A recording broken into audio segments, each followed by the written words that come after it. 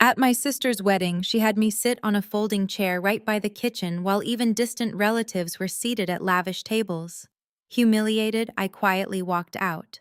15 minutes later, the entire $250,000 event collapsed, and everyone finally realized exactly who paid the bills.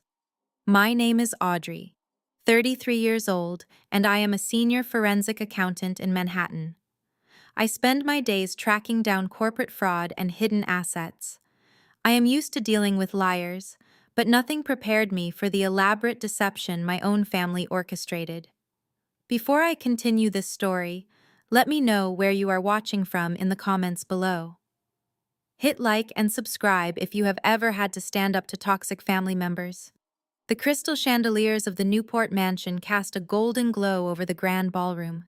Towering floral arrangements of white roses sat at the center of 30 perfectly set tables. My younger sister Brittany had spared absolutely no expense for her big day. She was marrying Isaiah Dubois, a kind and successful African-American man from a prominent Atlanta family. The Dubois family occupied the best tables near the sweetheart stage, looking elegant and genuinely happy. I walked into the ballroom holding my silver clutch, scanning the beautifully calligraphed seating chart near the entrance. I found my name printed in flowing gold ink, Table 42. I navigated through the maze of heavy silk tablecloths and gilded chairs, smiling politely at guests I vaguely recognized. As I moved further away from the dance floor, the tables grew sparse. I kept walking until I reached the very back of the cavernous room where the grand ballroom met the busy catering staff. I stopped in my tracks. There was no table 42. Instead, shoved into a narrow, dimly lit corner next to the heavy wooden swinging doors of the kitchen, was a single cheap white plastic folding chair. It was the kind of chair you might find at a budget backyard barbecue, entirely out of place in this luxury estate. Slapped onto the plastic backrest was a piece of ripped masking tape with my name hastily scribbled in thick black marker. Audrey. They did not even use my last name, only just Audrey. Disbelief washed over me, but I forced my breathing to remain steady. I looked around the expansive room. I saw distant cousins sitting comfortably at table 12 sipping premium wine. I saw my mother's casual tennis club friends laughing over appetizers at table 8. Even the wedding photographer's assistant had a proper place setting. Every single person in this room had a designated seat of honor, except me. I carefully smoothed down my dark blue silk dress and sat on the hard plastic. It wobbled unevenly against the polished hardwood floor. I was so incredibly close to the kitchen that I could hear the head chef shouting urgent orders and the aggressive clatter of industrial dishwashers. The smell of heavy grease completely overpowered the scent of the expensive floral arrangements. I had barely settled into the uncomfortable seat when the swinging door suddenly burst open. A frantic waiter, holding a massive silver tray loaded with hot prime rib, rushed out completely unaware that someone was seated directly in his blind spot. The heavy wooden door slammed violently into the back of my folding chair. The impact jolted my spine, pushing my chair forward several inches across the floor with a loud scrape. My silver clutch slipped from my lap and hit the floor, spilling my keys and phone. The waiter gasped loudly, apologizing profusely as he struggled desperately to balance the heavy tray. Several guests at the nearest tables turned their heads, their eyes wide as they watched the humiliating spectacle unfold. I could feel their pity burning into the side of my face as I sat there in the shadows. I calmly told the terrified young waiter that it was not his fault at all. I bent down, gathered my scattered belongings, and sat back up with perfect posture. The sharp physical pain radiating between my shoulder blades was absolutely nothing compared to the intentional insult my family had just delivered. I am a highly successful professional. I manage complex multi-million-dollar corporate accounts and lead a team of brilliant financial investigators. Yet in the eyes of my parents and my sister, I was not even worth the rental cost of a standard banquet chair. They fully expected me to sit by the kitchen and quietly watch Brittany pretend to be a wealthy heiress. But as I sat there on that flimsy plastic chair, my analytical mind was quietly calculating the exact moment I would execute the financial ruin they had blindly brought upon themselves. The sharp clicking of my mother's designer heels cut through the ambient noise of the ballroom. I briefly thought she had seen the waiter hit me and was coming to check on my spine, which was currently throbbing with dull pain. I should have known better. 33 years of history should have taught me that my physical well-being always took a back seat to my sister's social events. Audrey, what on earth are you doing sitting so far out?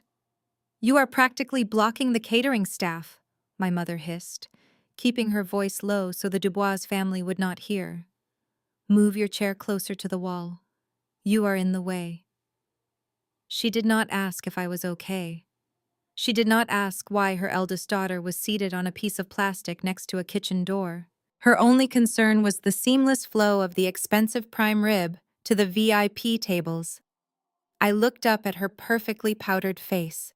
She was wearing a custom silver gown that she had boasted about for months, claiming she bought it with her hard-earned savings. I knew for a fact that the gown was charged to the exact same stolen account that paid for the orchids on the tables.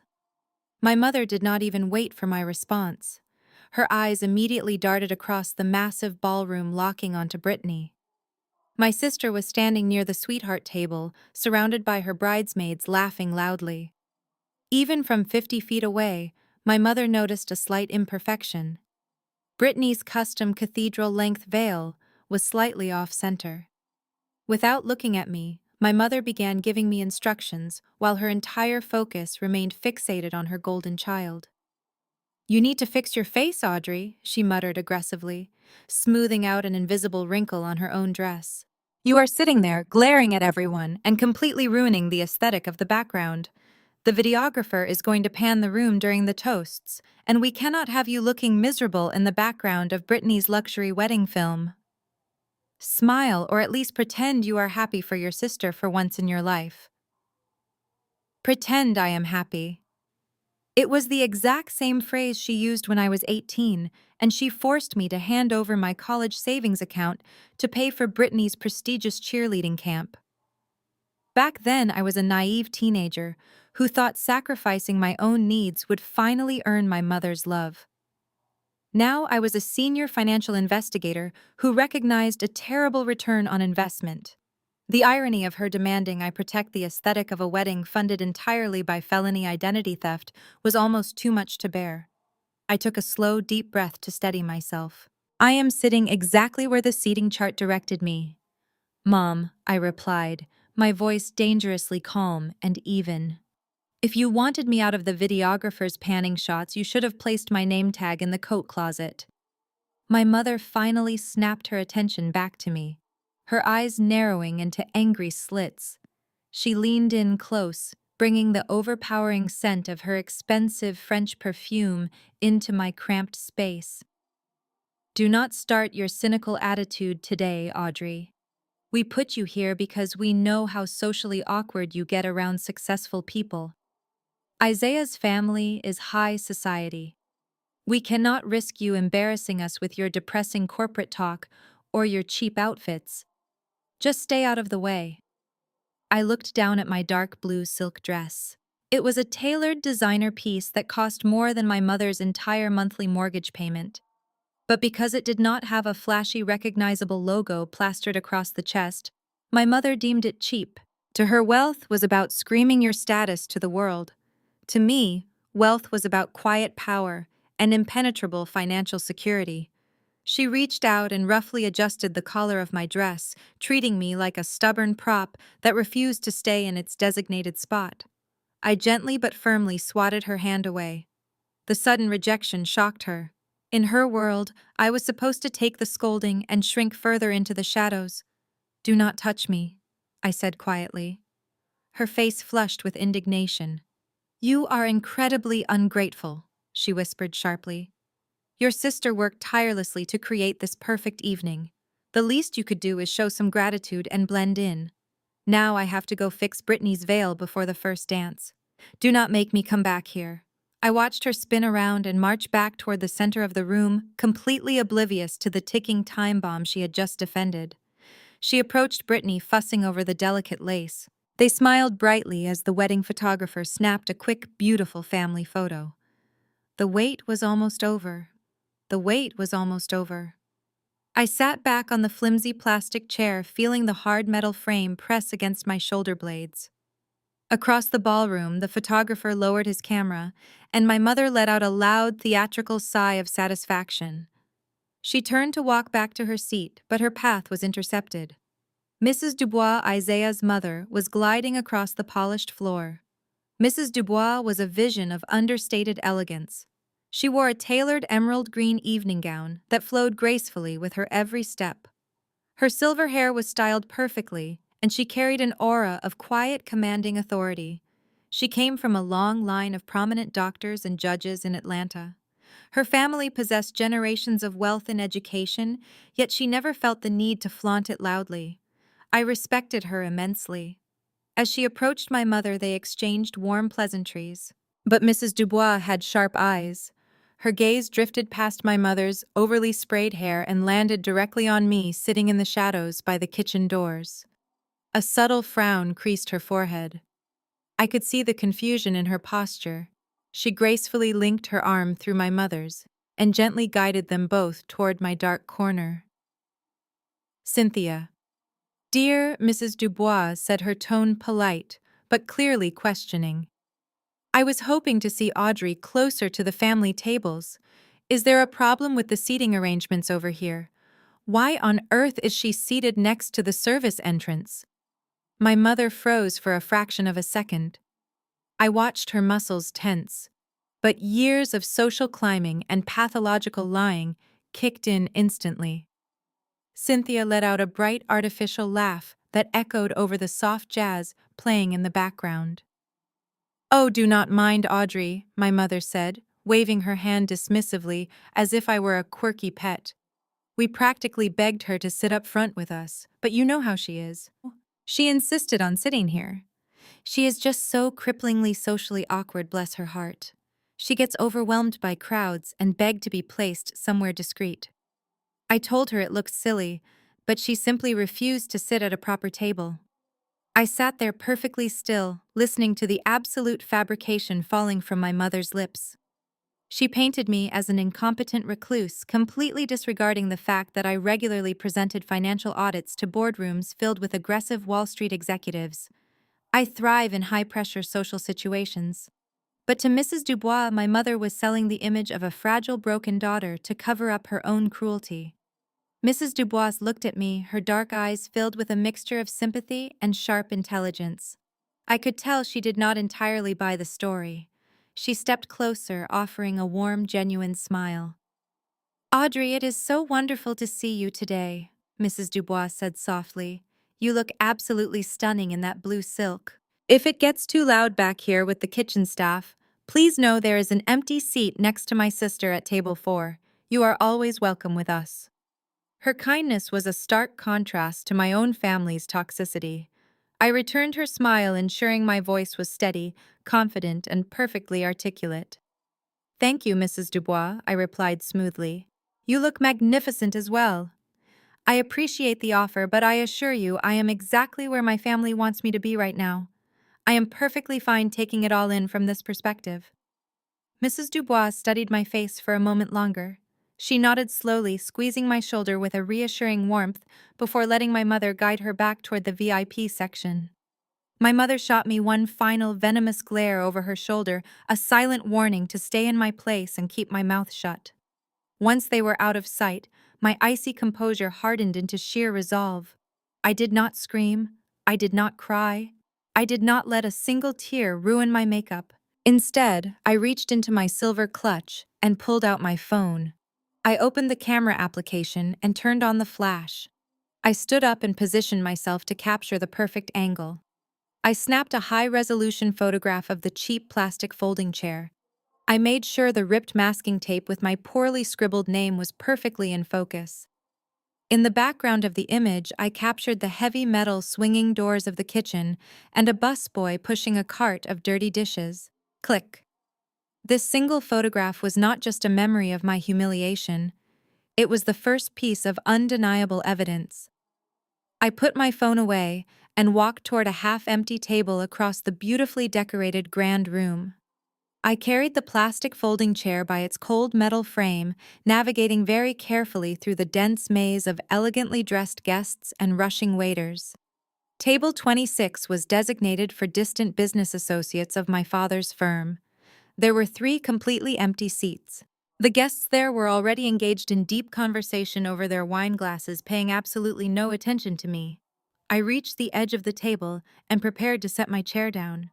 Before the plastic legs could even touch the thick carpet, I heard the heavy, aggressive rustle of silk rushing up behind me. A hand clamped down hard on my wrist. The manicured nails dug sharply into my skin. I turned my head and found myself looking directly into the furious face of the bride. Brittany had practically sprinted across the ballroom, abandoning her adoring bridesmaids to stop me. Her chest was heaving under the structured bodice of her gown. Up close, the facade of the blushing bride completely dissolved. Her eyes were wide with panic and rage. Her jaw was tightly clenched. "What do you think you are doing, Audrey?" She hissed, her voice a harsh, aggressive whisper designed to evade the ears of the Dubois family.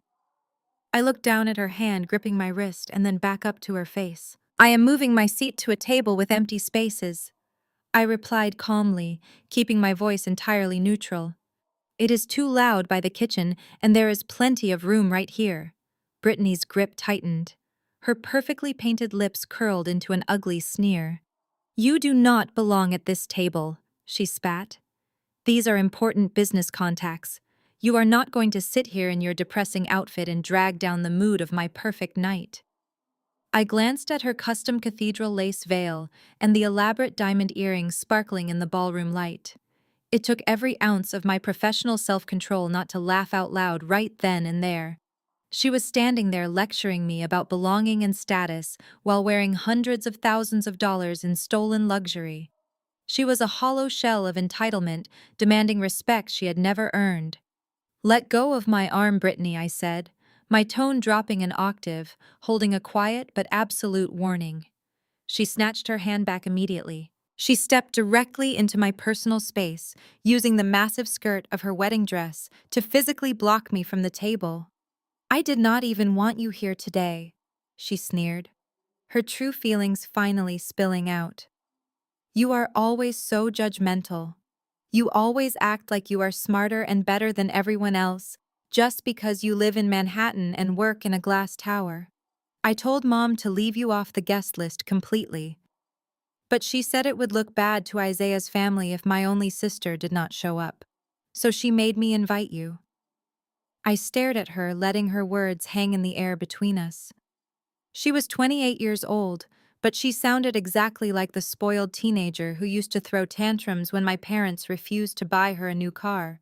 She had not grown up. She had simply found more expensive toys and more dangerous ways to acquire them. "You are a prop, Audrey," she continued, her voice dripping with venom. "You are here to make my family look normal and supportive.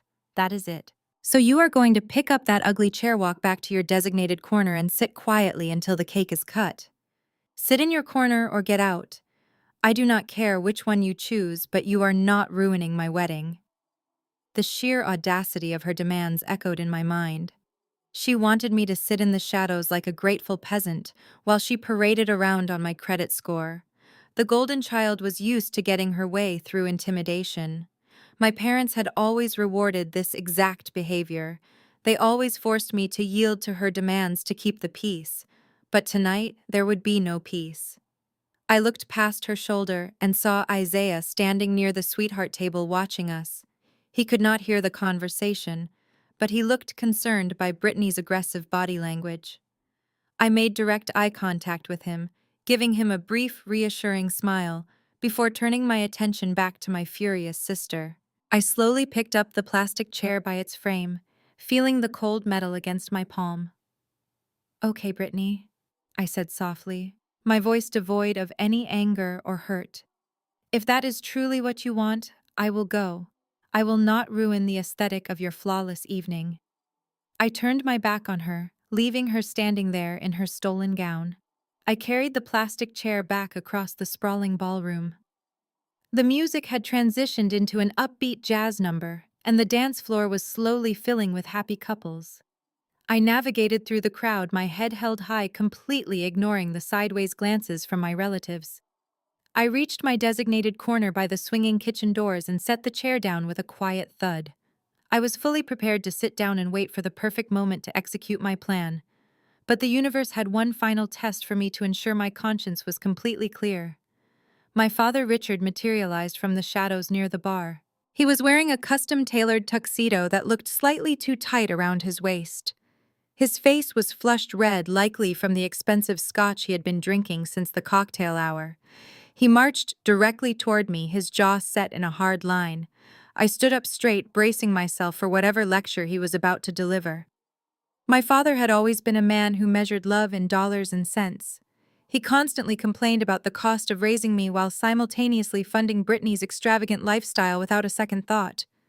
"Audrey," he began, his voice thick with irritation, "your mother just told me you were trying to infiltrate the corporate tables.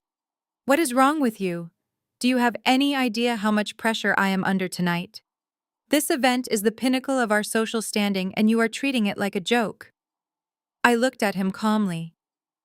"I was simply trying to find a seat where I would not be hit by the catering staff, Dad," I replied. "But do not worry. Brittany already put me in my place. I am staying right here." He let out a harsh scoff, running a hand through his thinning hair. "You always have an excuse, do you not? You always have to make everything about you. Do you know how much this wedding cost us?" He leaned in closer, lowering his voice to an aggressive hiss. $250,000, Audrey. We poured our entire life savings into making sure your sister had the wedding of her dreams. And you could not even be bothered to bring a gift." I stared at him, letting the sheer hypocrisy of his words wash over me. He genuinely believed he had paid for this event. He had no idea that the credit card holding the deposit, the flowers, the open bar, and the very tuxedo he was wearing was registered under my social security number. I remained silent, letting him dig his own grave. He reached into his tuxedo jacket pocket. He pulled out a worn leather wallet and aggressively slid out a crisp $100 bill and a $50 bill. He practically shoved the money into my hand, but I refused to take it. The bills fluttered down, landing on the small cocktail table next to my plastic chair. "Pay for your plate, Audrey," he sneered, his eyes full of contempt. "That is the exact cost of the catering per person.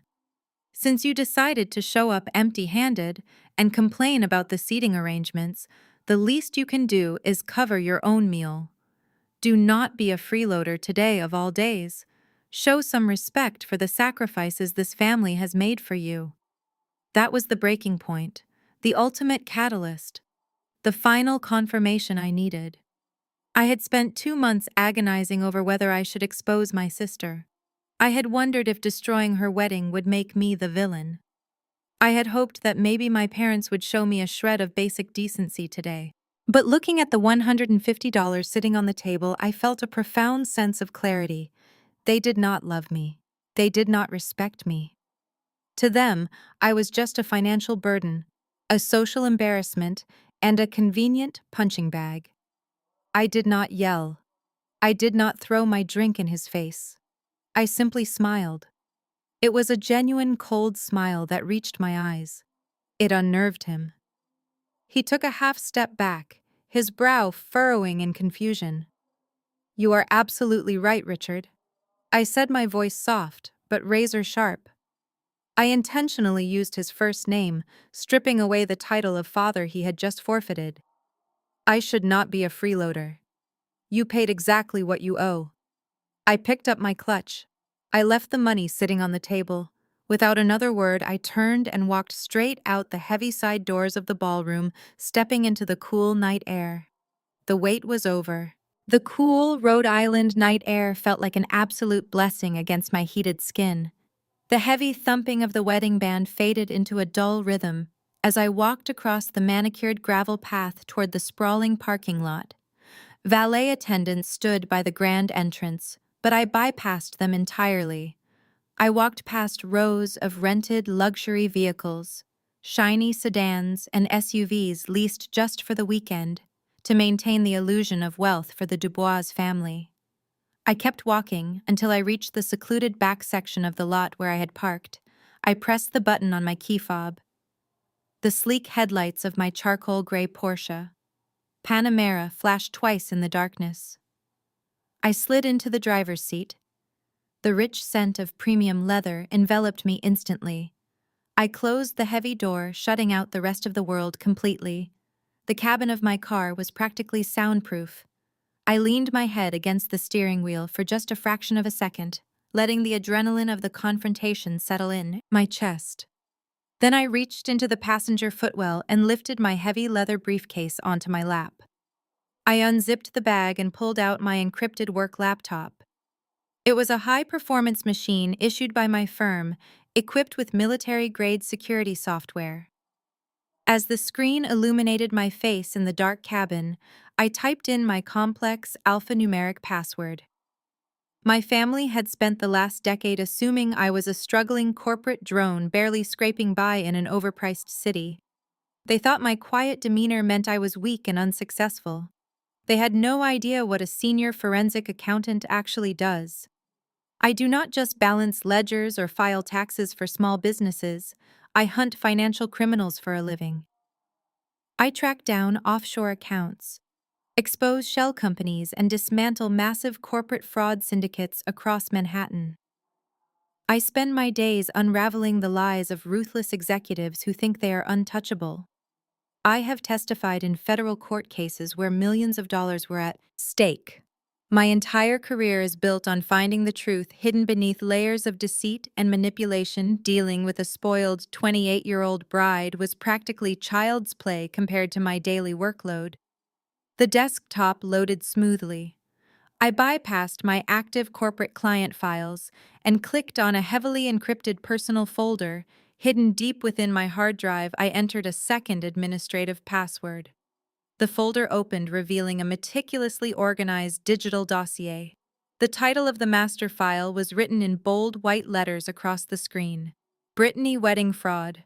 I clicked on the first subfolder labeled Financial Statements. Rows of pristine documents populated the screen, showing every stolen cent. Next to it was a folder titled Geo-Tracking. Beside that was a folder containing high-resolution security camera stills. I had spent the last 2 months applying my aggressive professional skill set to my own blood relatives. Every single digital footprint my sister had left behind was currently glowing brightly on my screen. It was almost pathetic how sloppy she had been. Professional criminals usually try to cover their tracks using complex wire transfers or offshore accounts. Brittany had committed her crimes from her own apartment using standard residential internet. She left a trail of digital evidence so wide and obvious that an entry-level intern could have easily built the entire case. But she felt completely safe because she thought I was incredibly stupid. She thought I was the exact same quiet girl who used to let her take whatever she wanted when we were children growing up. She assumed that family loyalty would force me to stay silent forever. She calculated that my fear of our parents' disapproval would override my sense of justice. She calculated incorrectly. The evidence sitting in my lap was bulletproof. It was organized perfectly by date time and the exact IP address used to commit the fraud. I looked through the windshield at the distant glowing mansion. Inside that massive building, my father was likely still fuming over the $150 he threw at me. My mother was probably fixing Brittany's veil again, ensuring the golden child looked absolutely perfect for the expensive videographers. They were completely blinded by their own arrogance and entitlement. They genuinely believed they had won the evening. They thought my silent departure was a sign of total defeat.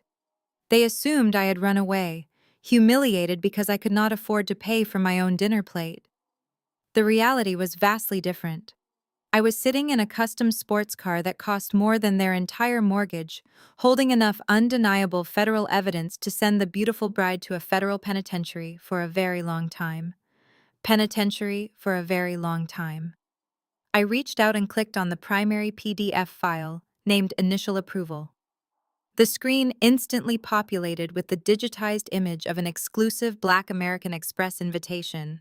3 months ago, this heavy matte black envelope was mistakenly delivered to my parents' suburban home. I had updated my mailing address when I moved to my new luxury condo in the city, but a few legacy financial mailers still occasionally slipped through the cracks. My mother usually tossed my mail in a shoebox in the garage, but Brittany had found this one. The Dubois family came from generations of prominent doctors and established wealth. Isaiah was incredibly grounded and never cared about status. But Brittany was deeply intimidated by his family tree. She desperately wanted to present herself as an equal. She wanted a royal wedding to prove she belonged in their elite social circle.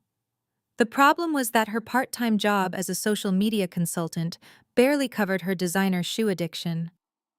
My parents were comfortably middle class, but they certainly did not have the $250,000 required to rent a Newport castle. So my sister devised a ruthless solution. She knew my social security number. Our parents kept all our childhood documents in an unlocked metal filing cabinet in their home office. Brittany simply walked in, took a photo of my birth certificate and my social security card, and went back to her apartment to begin her operation. The digital logs on my screen showed exactly how she executed the fraud. She used her personal laptop to access the specialized application link provided in the mailer. She inputted my personal information, my pristine credit score, and my substantial annual income, which she guessed accurately based on my career title. Then she forged my digital signature. She bypassed the security verification steps by routing the confirmation phone calls to a burner cell phone she purchased using cash at a local convenience store. The financial institution saw a flawless application from a high-earning corporate executive with an impeccable credit history. They approved the massive $250,000 credit line almost instantly. The physical card was shipped directly to Brittany's apartment building. What fascinated me most as a forensic accountant was how she managed to deceive our parents. My father had stood in the ballroom just 10 minutes ago, proudly claiming he had poured his entire life savings into this event. The financial statements on my laptop revealed the sickening truth. Brittany had indeed taken $50,000 from my parents' retirement accounts. She told them that was the total cost of the wedding and promised to handle all the vendor payments herself. But she never gave a single dime of our parents' hard-earned savings to the wedding planners. Instead, she transferred their $50,000 into a private offshore investment account under her own name to fund her lavish 3-week honeymoon in the Maldives and her future shopping sprees. To pay for the actual wedding, she used the stolen credit card registered under my identity. She charged every single extravagant detail to my name. I scrolled down the itemized billing statement. $25,000 for the imported white roses alone, $15,000 for her custom cathedral lace gown, $8,000 for the premium open bar, $12,000 for the string quartet and the jazz band. Even the custom-tailored tuxedo my father proudly wore tonight was charged to my stolen account. She had built her entire fairy tale on a foundation of massive financial felonies and absolute betrayal. She thought she was a criminal mastermind. She genuinely believed she had successfully outsmarted the entire banking system. Her wealthy in-laws, our gullible parents, and her socially awkward sister. But she made one catastrophic miscalculation. The moment she activated that credit line, the bank automatically linked the new account to my comprehensive digital financial profile. Because I maintain strict fraud protection algorithms on all my assets, I received a secure alert on my work phone within 48 hours of the card's activation. I could have stopped it right then. I could have frozen the account before she even bought the first sample dress. I could have called the police and had her arrested 3 months ago in her tiny apartment. But my professional training taught me that premature confrontation allows the guilty party to construct plausible deniability.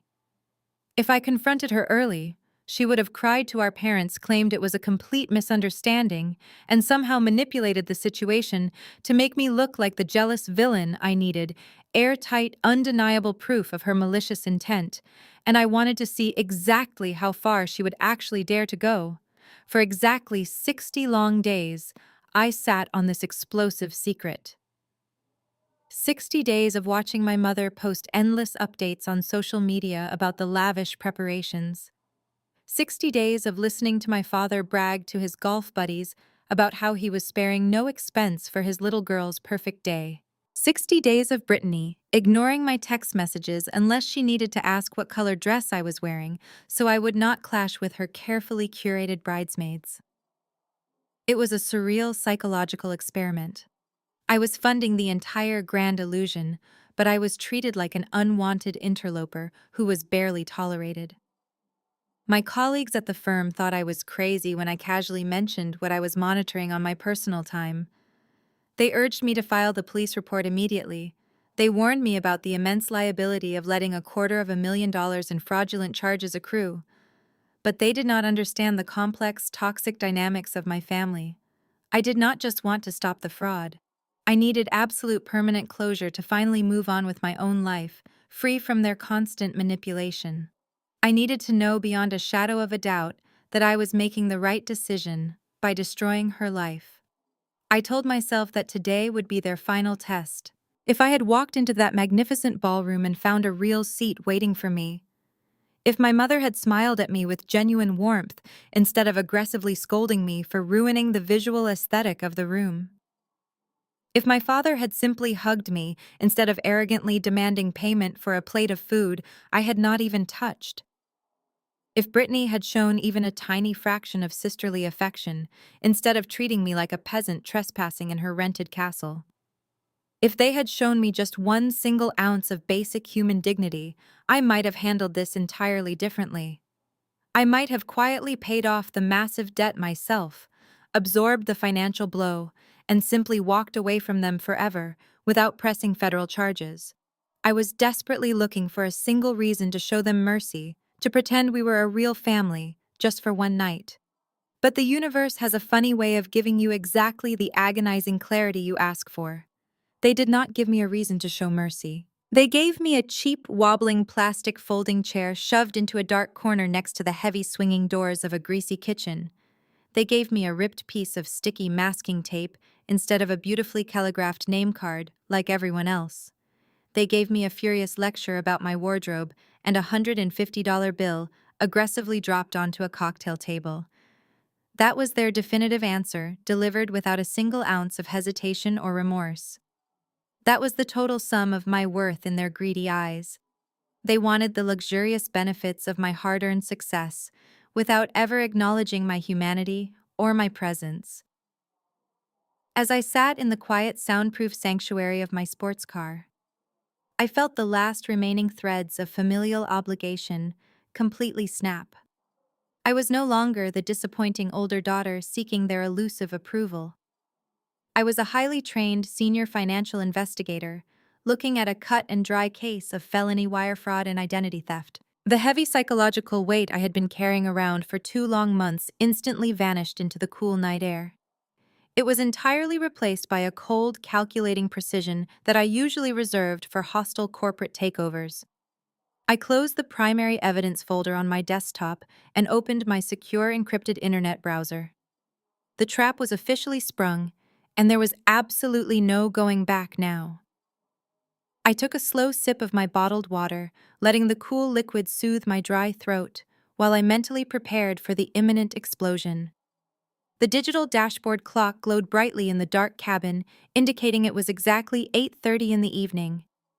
Inside the massive venue, the fresh salads were likely being cleared away, and the expensive main courses were about to be served to the guests. The premium open bar would be in full swing, serving top-shelf cocktails charged directly to a credit card that was about to be completely obliterated. I positioned my fingers perfectly over the glowing laptop keyboard.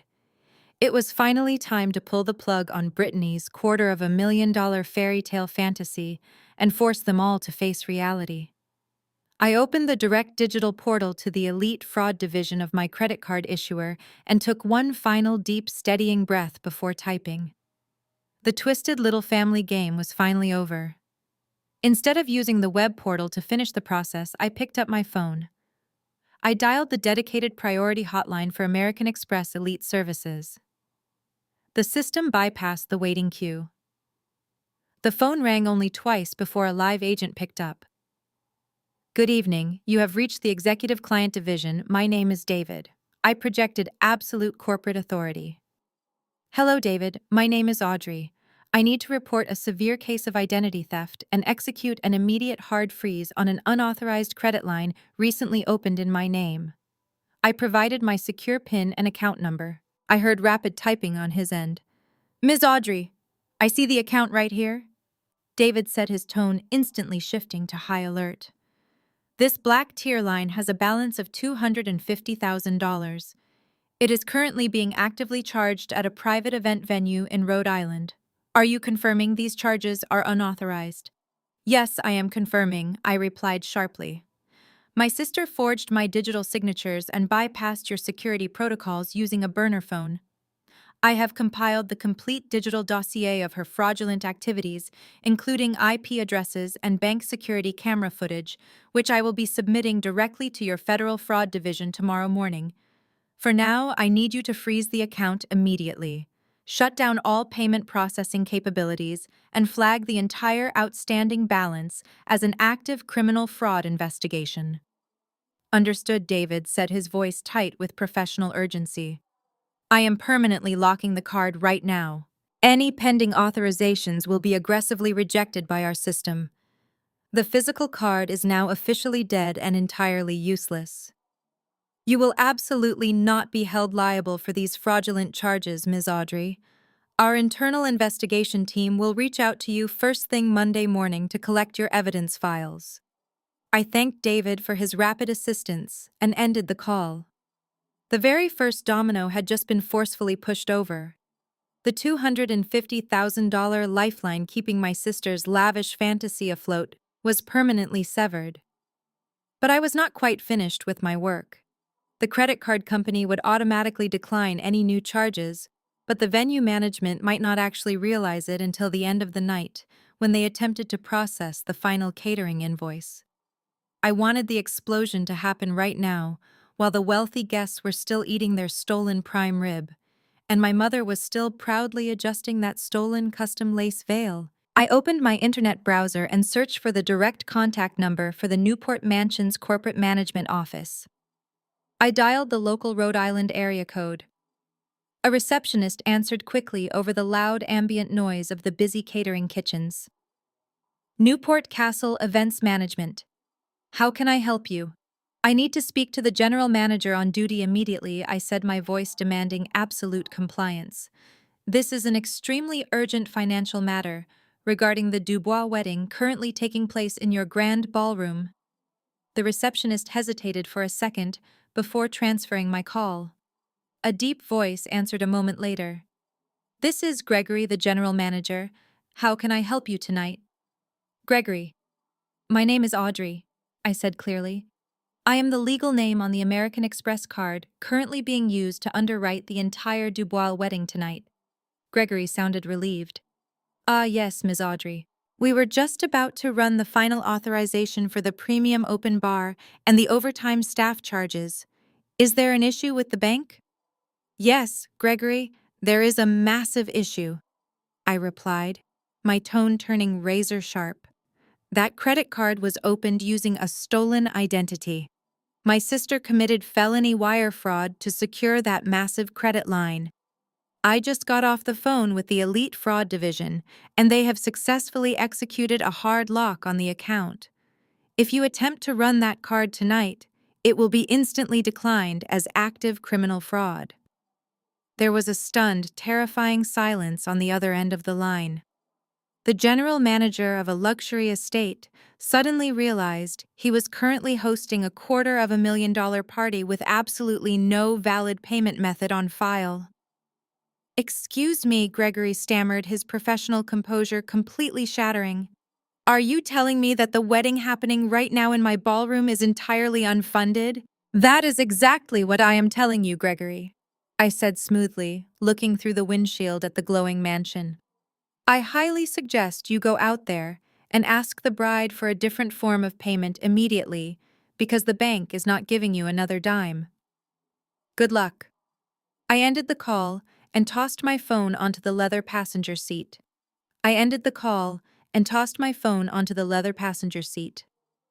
The screen of my laptop was still glowing brightly in the dark cabin of my car. I moved my hands back over the keyboard and opened a new secure browsing window. I typed in the web address for the Internet Crime Complaint Center. It is the official federal portal operated by the Federal Bureau of Investigation used specifically to track and prosecute high-level cybercrimes and wire fraud. As a forensic accountant, I am extremely familiar with this database.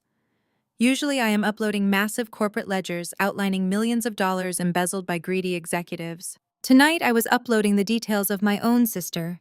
The portal loaded, displaying a stark government warning about the severe penalties for filing false federal reports. I did not hesitate for a single second. I clicked on the button to start a new criminal complaint. The first section required the victim's information, so I inputted my own legal name and contact details. The second section required the subject's information. I carefully typed in Brittany's full legal name, her current residential address, and her personal cell phone number.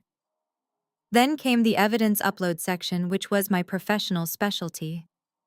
I attached the PDF files containing the forged credit card applications. I uploaded the network logs, clearly showing that the digital signatures were executed directly from the IP address registered to Brittany's apartment. She had not even bothered to use a basic virtual private network to hide her location. Next, I attached the high-resolution security camera stills. I had hired a licensed private investigator to subpoena the bank footage legally. The private investigator had delivered beautifully clear images. I looked at the photos on my screen before dragging them into the federal portal.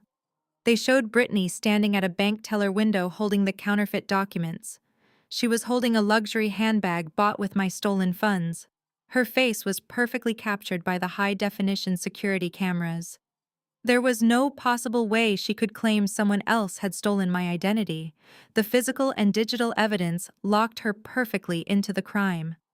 I attached the comprehensive spreadsheet I had built, which cross-referenced every single fraudulent transaction with her exact geographical location at the time of purchase. The file detailed all 250,000 stolen dollars. I scrolled down to the final section of the federal form.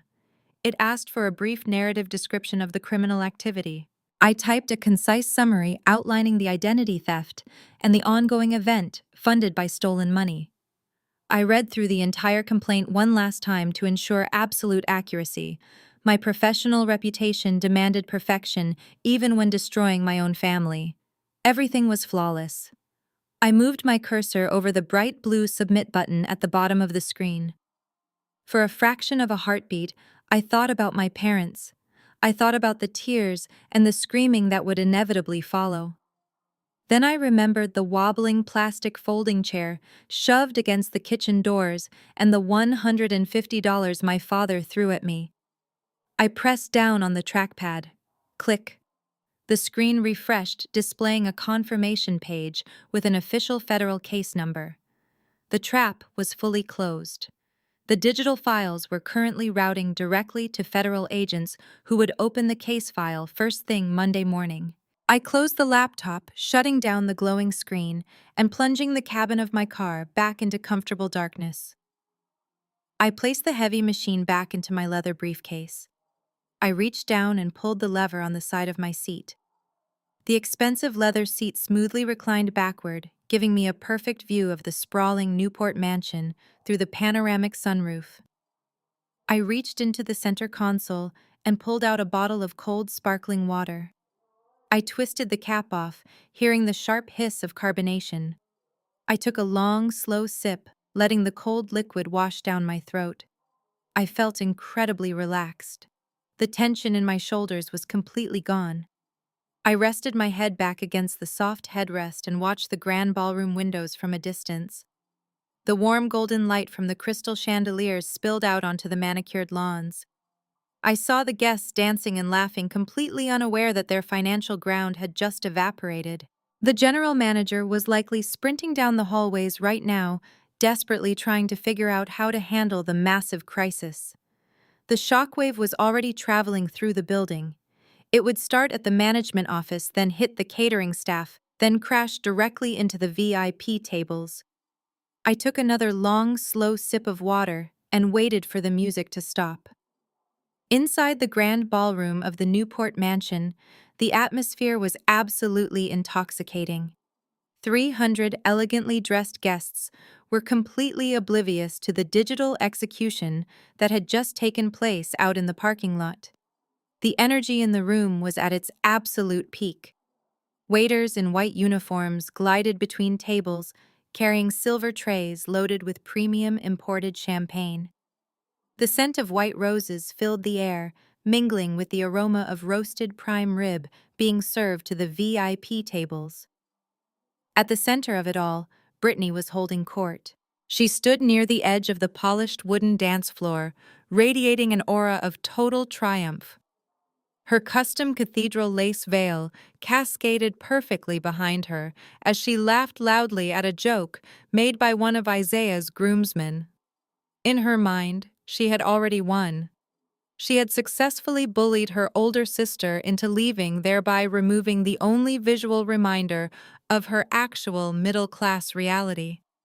She believed her dark secret was perfectly safe. She took a delicate sip of her expensive champagne, genuinely believing she had successfully bought her way into high society permanently. Nearby, my parents were actively playing their chosen roles. Richard stood near the premium open bar, holding a glass of top-shelf scotch that he confidently believed he had paid for. He was engaged in an animated conversation with Isaiah's uncle, loudly discussing the stock market and pretending to possess a vast portfolio of diversified assets. Cynthia was seated next to Mrs. Dubois, enthusiastically detailing the imaginary historical significance of Brittany's wedding dress design. My mother was completely in her element, basking in the reflected glow of the Dubois family's established wealth. They were all performing their parts flawlessly in a play funded entirely by stolen money. Then the beautiful illusion began to fracture. It did not happen with a massive explosion or a dramatic scream. It started with a subtle but deeply unsettling shift in the environment. On the raised mahogany stage, the live string quartet was in the middle of a sweeping romantic melody. Suddenly, the lead violinist lowered his bow, his brow furrowing in deep confusion. A man in a dark suit, the events coordinator, had just walked briskly onto the stage and whispered frantically into the musician's ear. One by one, the cellist and the viola player stopped playing. The beautiful music simply bled out, leaving a jarring, hollow silence in its wake. Before the guests could fully process the sudden lack of music, the visual atmosphere violently shifted. The massive crystal chandeliers suspended from the vaulted ceiling abruptly dimmed by 50%. The warm, romantic golden glow was instantly replaced by the stark, flat emergency lighting of the perimeter wall sconces. The ballroom suddenly looked less like a fairy tale castle and much more like a massive, empty warehouse. The carefully curated aesthetic that my mother had obsessed over was entirely destroyed in a matter of seconds. A collective wave of confusion washed over the 300 guests. Low murmurs began to ripple across the beautifully decorated tables. People lowered their champagne flutes and looked around nervously, checking their expensive watches. They whispered to each other, wondering if it was a planned theatrical moment for the bride's first dance, or a sudden power failure. But the most alarming shift happened at the back of the room near the exact corner where they had placed my plastic folding chair. The heavy wooden swinging doors of the catering kitchen, which had been in constant chaotic motion all evening, suddenly slammed shut. A loud, heavy metallic click echoed from the doors, indicating the deadbolts had been thrown from the inside. The steady flow of prime rib and roasted vegetables completely stopped. The waiters who were currently on the ballroom floor suddenly stopped serving. They looked at each other in obvious confusion as their hidden earpieces crackled with urgent instructions from management. Without a single word of explanation to the hungry guests, the entire waitstaff turned around, leaving half-empty trays on the tables, and marched out the side exits of the ballroom. Brittany noticed the waiters leaving, and her triumphant smile instantly vanished. Her perfectly powdered face contorted into a mask of pure aristocratic annoyance. She firmly believed this was simply a technical glitch or an incompetent vendor ruining her flawless timeline. She aggressively handed her champagne glass to a bridesmaid and began marching across the dance floor, her heavy silk gown swishing angrily around her legs. She was preparing to scream at the nearest staff member and demand that the lights be turned back on immediately. She had absolutely no idea that the darkness falling over her wedding was not a broken fuse, but the heavy, inescapable shadow of federal law. Brittany stomped her designer heels against the hardwood of the dance floor, her face twisted into a mask of irritation. She headed directly toward the sound mixing board, intending to scream at the technician for ruining her curated timeline. But before she reached the edge of the stage, a heavy side door near the locked kitchen flew open. Gregory, the general manager of the mansion, marched into the dimly lit ballroom. His face was entirely flushed with anger, and his jaw was set with absolute rigid determination. He was flanked by two massive men wearing dark suits and security earpieces. The sudden aggressive appearance of the venue management team caused anxiety to spread through the nearest tables. Richard, my father immediately set down his glass of scotch and stepped away from the bar. He assumed this was some minor administrative error he could resolve with a firm handshake. He began walking toward Gregory, prepared to play the role of the wealthy patriarch protecting his daughter's evening. But Gregory completely ignored my father.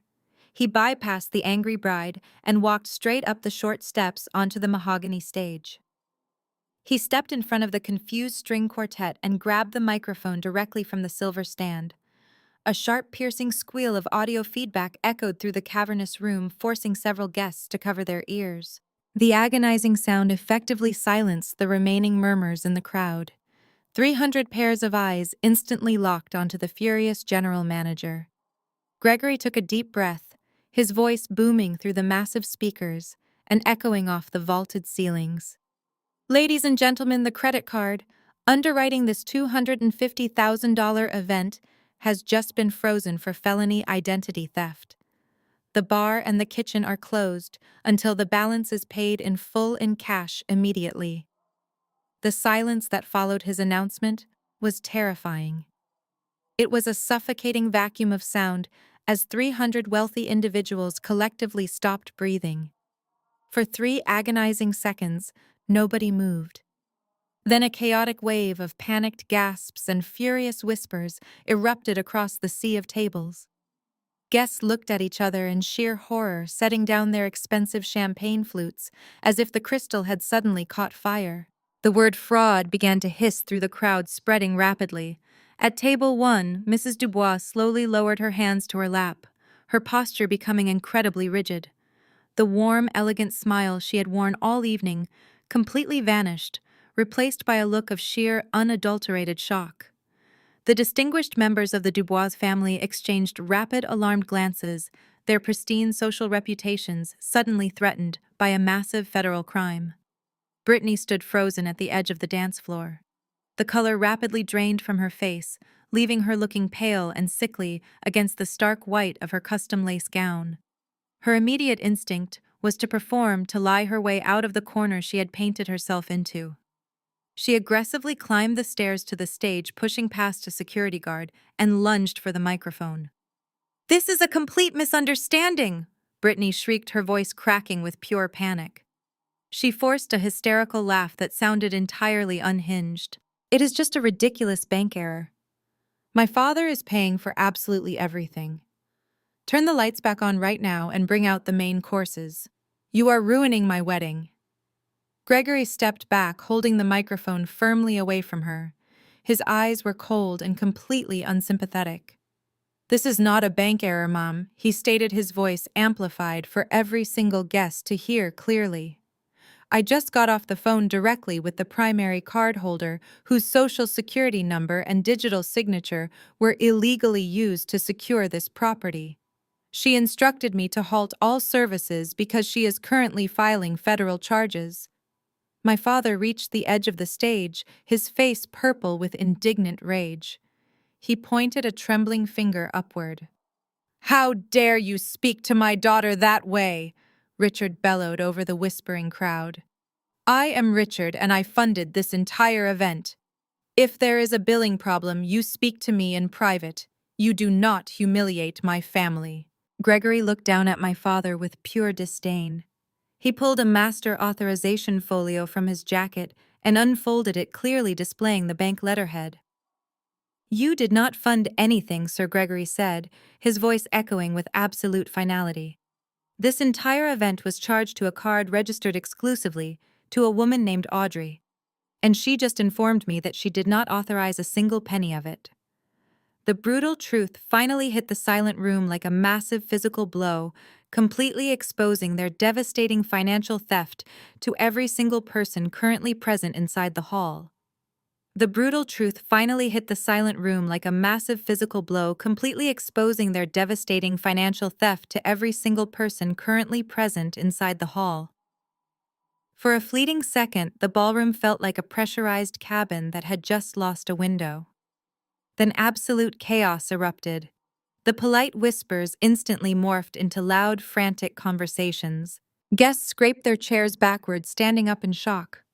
Some immediately reached for their phones to text people who were not even at the wedding, eager to spread the spectacular scandal of the decade.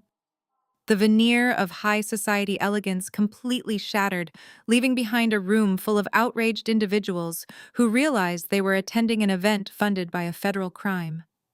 Richard stared at the bank authorization folio in Gregory's hand as if it were a venomous snake. The indignant purple rage that had colored his face only moments ago instantly drained away, leaving him looking sickly and ash-gray. His jaw went slack. He turned his head slowly, looking at his wife for some sort of salvation. But Cynthia was completely paralyzed. She stumbled backward, bumping hard against a beautifully decorated table and knocking over a crystal water goblet. The ice water spilled across the white silk tablecloth, soaking into the fabric like a dark stain. She could feel the burning, judgmental stares of her tennis club friends piercing right through her carefully constructed facade. Her entire social climbing existence was disintegrating in real time before her very eyes. Mrs. Dubois did not panic. She simply stood up from table one, her movements deliberately slow and terrifyingly composed. She did not yell or cause a scene. She simply crossed her arms and stared directly at my parents with a look of absolute disgust. That silent judgment from the matriarch of the Dubois family was worse than any screaming match. It was the definitive end of any relationship between the two families. Isaiah stood beside his mother, his brow furrowed in deep confusion, but his sharp mind was already connecting the terrifying dots. Brittany could not accept the reality of the situation. Her narcissistic brain simply refused to process the fact that she had been caught and utterly destroyed. She believed she could still spin the narrative. She physically shoved past her paralyzed father and aggressively snatched the microphone back from Gregory before the security guards could intervene. She gripped the metal microphone with both hands, her knuckles turning white. She let out a shrill, forced laugh that sounded exactly like breaking glass, echoing painfully through the massive speakers.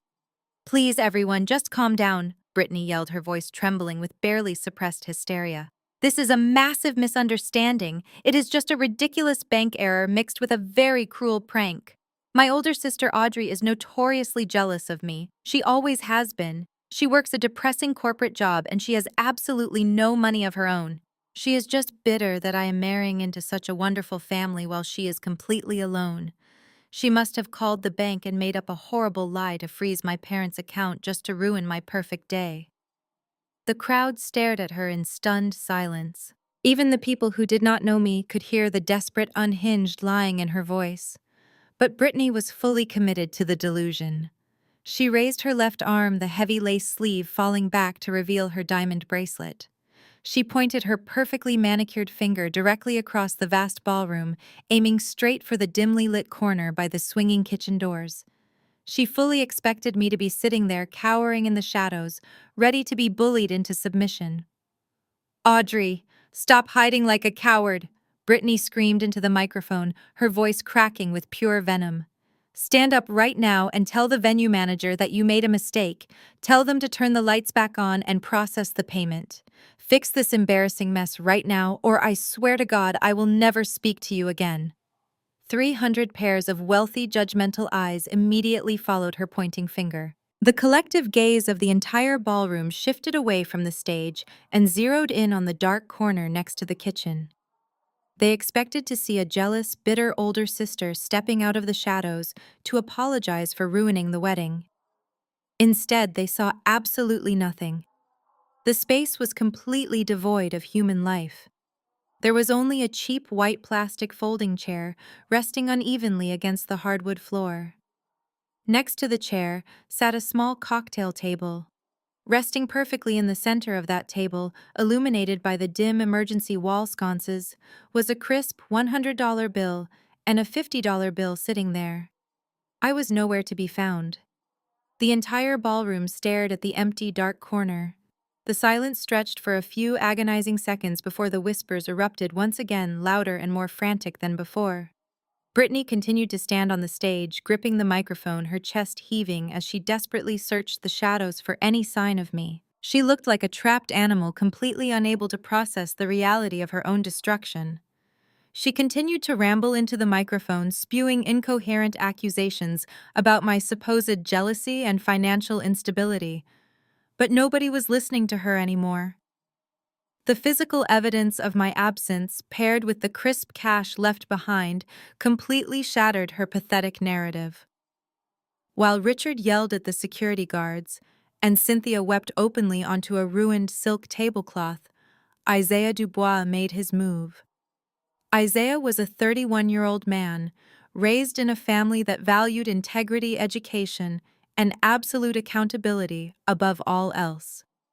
His grandfather had been a highly respected judge in Atlanta, and his mother was a formidable woman who tolerated zero deception. He had fallen in love with Brittany because she had presented herself as a sweet, grounded woman who shared his deep family values. He had believed her when she claimed her family was traditional and hardworking. Now standing in the middle of a dimly lit ballroom surrounded by panic and federal fraud allegations, he realized he had married a complete stranger. He did not scream. He did not yell at my parents. He simply let go of his mother's hand and began walking deliberately toward the stage. The chaotic crowd instinctively parted for the groom, his tall frame cutting through the panic with quiet, commanding authority. He walked up the short wooden steps and approached Gregory, the general manager, who was currently blocking my father from advancing any further. Isaiah placed a firm hand on Richard's shoulder, physically stopping my father from stepping closer to the venue staff. Richard looked up at his new son-in-law, expecting backup, but Isaiah did not even look at him. Isaiah kept his dark eyes locked entirely on Gregory. His voice was incredibly calm and steady, perfectly cutting through the hysterical background noise of his new bride. "Excuse me, Gregory," Isaiah said politely, extending his right hand. "I am the groom, and I need to see the official documentation you are holding right now." Gregory hesitated for only a fraction of a second before recognizing the absolute authority in Isaiah's tone. The general manager handed over the heavy leather authorization folio. Isaiah opened the folder and looked down at the crisp bank documents. He possesses a highly analytical mind, and it took him less than 10 seconds to completely process the devastating truth printed in black and white. He saw the black tier American Express logo. He saw the massive $250,000 credit limit. He saw the itemized list of exorbitant charges, including the custom lace gown currently draped over Brittany's shaking body. Then his eyes locked onto the primary cardholder information printed in bold capital letters at the very top of the page. Audrey. It was the exact same name of the woman he had been told was a broke, unemployed burden to her family. The same woman his mother had just found sitting on a cheap plastic folding chair next to the kitchen. He saw the bright red federal fraud alert stamped across the pending transactions, citing identity theft and forged signatures. Isaiah stood perfectly still on the stage, holding the undeniable proof of his wife's massive deception. The puzzle pieces rapidly fell into place, forming a horrifying picture of the family he had just legally bound himself to. He remembered all the times Brittany had specifically asked him to pay for their shared expenses, claiming her money was entirely tied up in wedding deposits. He remembered my mother Cynthia constantly complaining about how much financial strain I supposedly put on them. It was all a meticulously crafted illusion designed to trap him and his wealthy family. They had stolen my identity, maxed out an elite credit line, and then forced me to sit by the trash cans while they drank premium champagne on my dime. The sheer audacity and criminal malice required to execute such a plan completely disgusted him. He slowly closed the leather folio and handed it back to Gregory with a curt professional nod of understanding. Isaiah did not look angry. He looked completely detached, as if a heavy fog had just lifted from his eyes, revealing a very ugly landscape. He slowly turned around and walked across the stage to face his hysterical bride under the emergency lights. The time for screaming and playing family games was finally over. It was now time for absolute, undeniable accountability. Isaiah descended the short wooden steps of the stage with a slow, deliberate cadence. Every single step echoed loudly in the painfully silent ballroom. The panicked guests intuitively stepped back, creating a wide, clear path for him. He walked directly toward the center of the dance floor where Brittany stood shivering in her incredibly expensive stolen dress. My parents, Richard and Cynthia, instinctively moved closer to their golden child, attempting to form a protective barrier around her. But Isaiah did not stop or slow down. He walked right up to the edge of their defensive circle, his dark eyes completely devoid of the warmth and love he had shown her just an hour ago at the altar. Brittany tried to reach out and grab his hands, her face heavily streaked with mascara tears. Isaiah stepped back immediately, refusing to let her touch him. His physical rejection caused a collective gasp to ripple through the nearest tables. "What is going on, Isaiah?" she sobbed dramatically, pressing her hands to her chest, playing the role of the terrified victim. "Tell them to turn the music back on and fix this." Isaiah stared down at her, his posture perfectly rigid. "I just read the master authorization folio from the general manager," Isaiah said, his voice dangerously low and completely stripped of any emotion. "It is a very interesting document, Brittany. It raises some incredibly serious questions about the woman I just married." My father tried to intervene, puffing out his chest. "Listen here, son," Richard started, but Isaiah instantly silenced him with a single sharp glare. "You are going to explain this to me right now, Brittany," Isaiah commanded, ignoring my father entirely. "You told me your older sister Audrey was a chronically unemployed burden who constantly drained your parents' finances. You told me she was so jealous of your success that she could barely function in polite society. Yet the black tier credit card that paid for every single flower, every drop of champagne, and the very dress you are wearing right now is legally registered exclusively in her name. So tell me, Brittany, why is your unemployed estranged sister's name on a fraudulent credit account paying for our wedding?" Brittany physically flinched as if he had struck her. Her mouth opened and closed several times, but no actual words came out. She looked wildly at our mother for help, but Cynthia was staring at the floor, completely paralyzed by the public humiliation. "I do not know what you are talking about." Brittany finally stammered, her voice weak and trembling. "She must have stolen my identity." "Yes, that is it. She stole my information and opened it to frame me because she hates me." It was the most pathetic, illogical lie she had ever constructed. Isaiah shook his head in absolute disgust. "The venue manager just confirmed she executed a hard freeze with the Federal Fraud Division," Isaiah stated flatly. "You do not freeze a fraudulent card if you are the one secretly using it to pay for someone else's wedding." Before Brittany could attempt to fabricate another desperate lie, a powerful presence materialized right beside Isaiah. Mrs. Dubois stepped into the center of the confrontation. She did not look angry or hysterical. She looked entirely composed, which made her absolute disdain even more terrifying. She looked Brittany up and down, taking in the lavish gown and the sparkling jewelry. "We welcomed you into our home," Mrs. Dubois said, her voice smooth but laced with pure ice. "We introduced you to our friends and our extended family. We believed you shared our core values of honesty and integrity. But you are nothing more than a common thief dressed up in stolen silk. You looked me in the eye and lied to me about your own sister while spending her money. My mother finally found her voice, stepping forward to defend her precious daughter. Please, Mrs. Dubois. Cynthia pleaded, her voice cracking with desperation. Do not be so incredibly harsh. We can explain everything if you just give us a moment. It is simply a complicated family financial matter. Mrs. Dubois slowly turned her piercing gaze onto my mother. There is absolutely nothing complicated about felony identity theft, Cynthia, she replied sharply. You sat next to me all evening boasting about your vast wealth while your eldest daughter was intentionally shoved by the kitchen doors to hide your crimes. Your entire family is a pathetic, toxic sham. I will absolutely not allow my son to be legally tied to a family of unrepentant criminals. The brutal honesty of her words echoed loudly across the dark, silent ballroom, leaving my family entirely exposed to the harsh judgment of high society. Brittany realized that her world was collapsing around her. She turned toward the exit. She did not walk. She ran.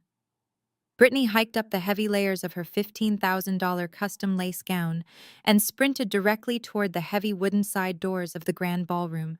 She shoved past a startled waiter and burst out into the cool Rhode Island night. The heavy doors slammed shut behind her, cutting off the suffocating silence of the ruined reception. Panic had entirely taken over her nervous system. She was no longer the elegant high society bride she had pretended to be all evening. She was a desperate fugitive trying to outrun the devastating consequences of her own actions. Right behind her, my parents abandoned any remaining shred of their precious social dignity. Richard and Cynthia pushed their way through the crowd of whispering guests, ignoring the judgmental stares. They chased after their golden child, their dress shoes slapping loudly against the polished hardwood floor. Richard shouted Brittany's name, his voice cracking with panic and physical exertion. Cynthia was weeping hysterically, clutching her ruined silk dress as she stumbled through the exit doors. Their carefully constructed image was ruined forever. Outside the sprawling Newport mansion, the manicured gravel paths were illuminated by soft amber landscape lighting. Brittany did not care about the pristine aesthetic anymore. She sprinted across the sharp gravel, dragging the long cathedral veil and the delicate lace train of her dress directly through the dirt. The white fabric snagged on jagged stones and ripped loudly, tearing the material to shreds. Mud instantly stained the bottom of the dress, turning it into a filthy mess. She did not stop to gather the fabric. She kept running, her chest heaving as she desperately scanned the massive parking lot. She was looking for my car. She knew I had not left the property yet, because she had not heard the distinct roar of a sports car engine pulling out onto the main road. She frantically darted between rented sedans and SUVs, her eyes searching. Richard and Cynthia finally caught up to her in the middle of the lot, gasping for air. My father clutched his chest, his face pale and sweating profusely in his tight tuxedo. My mother reached out to grab Brittany's arm, but Brittany violently yanked away. Where is she hiding? Brittany screamed, her voice echoing loudly across the quiet parking lot. Find her right now before she ruins my entire life and destroys everything I have built. They spread out, weaving recklessly between the parked vehicles. Then my father spotted it. Parked in the secluded back section of the lot, far away from the valet stand, was my charcoal gray Porsche Panamera. The sleek, aerodynamic lines of the car gleamed faintly under the distant glow of a single street lamp.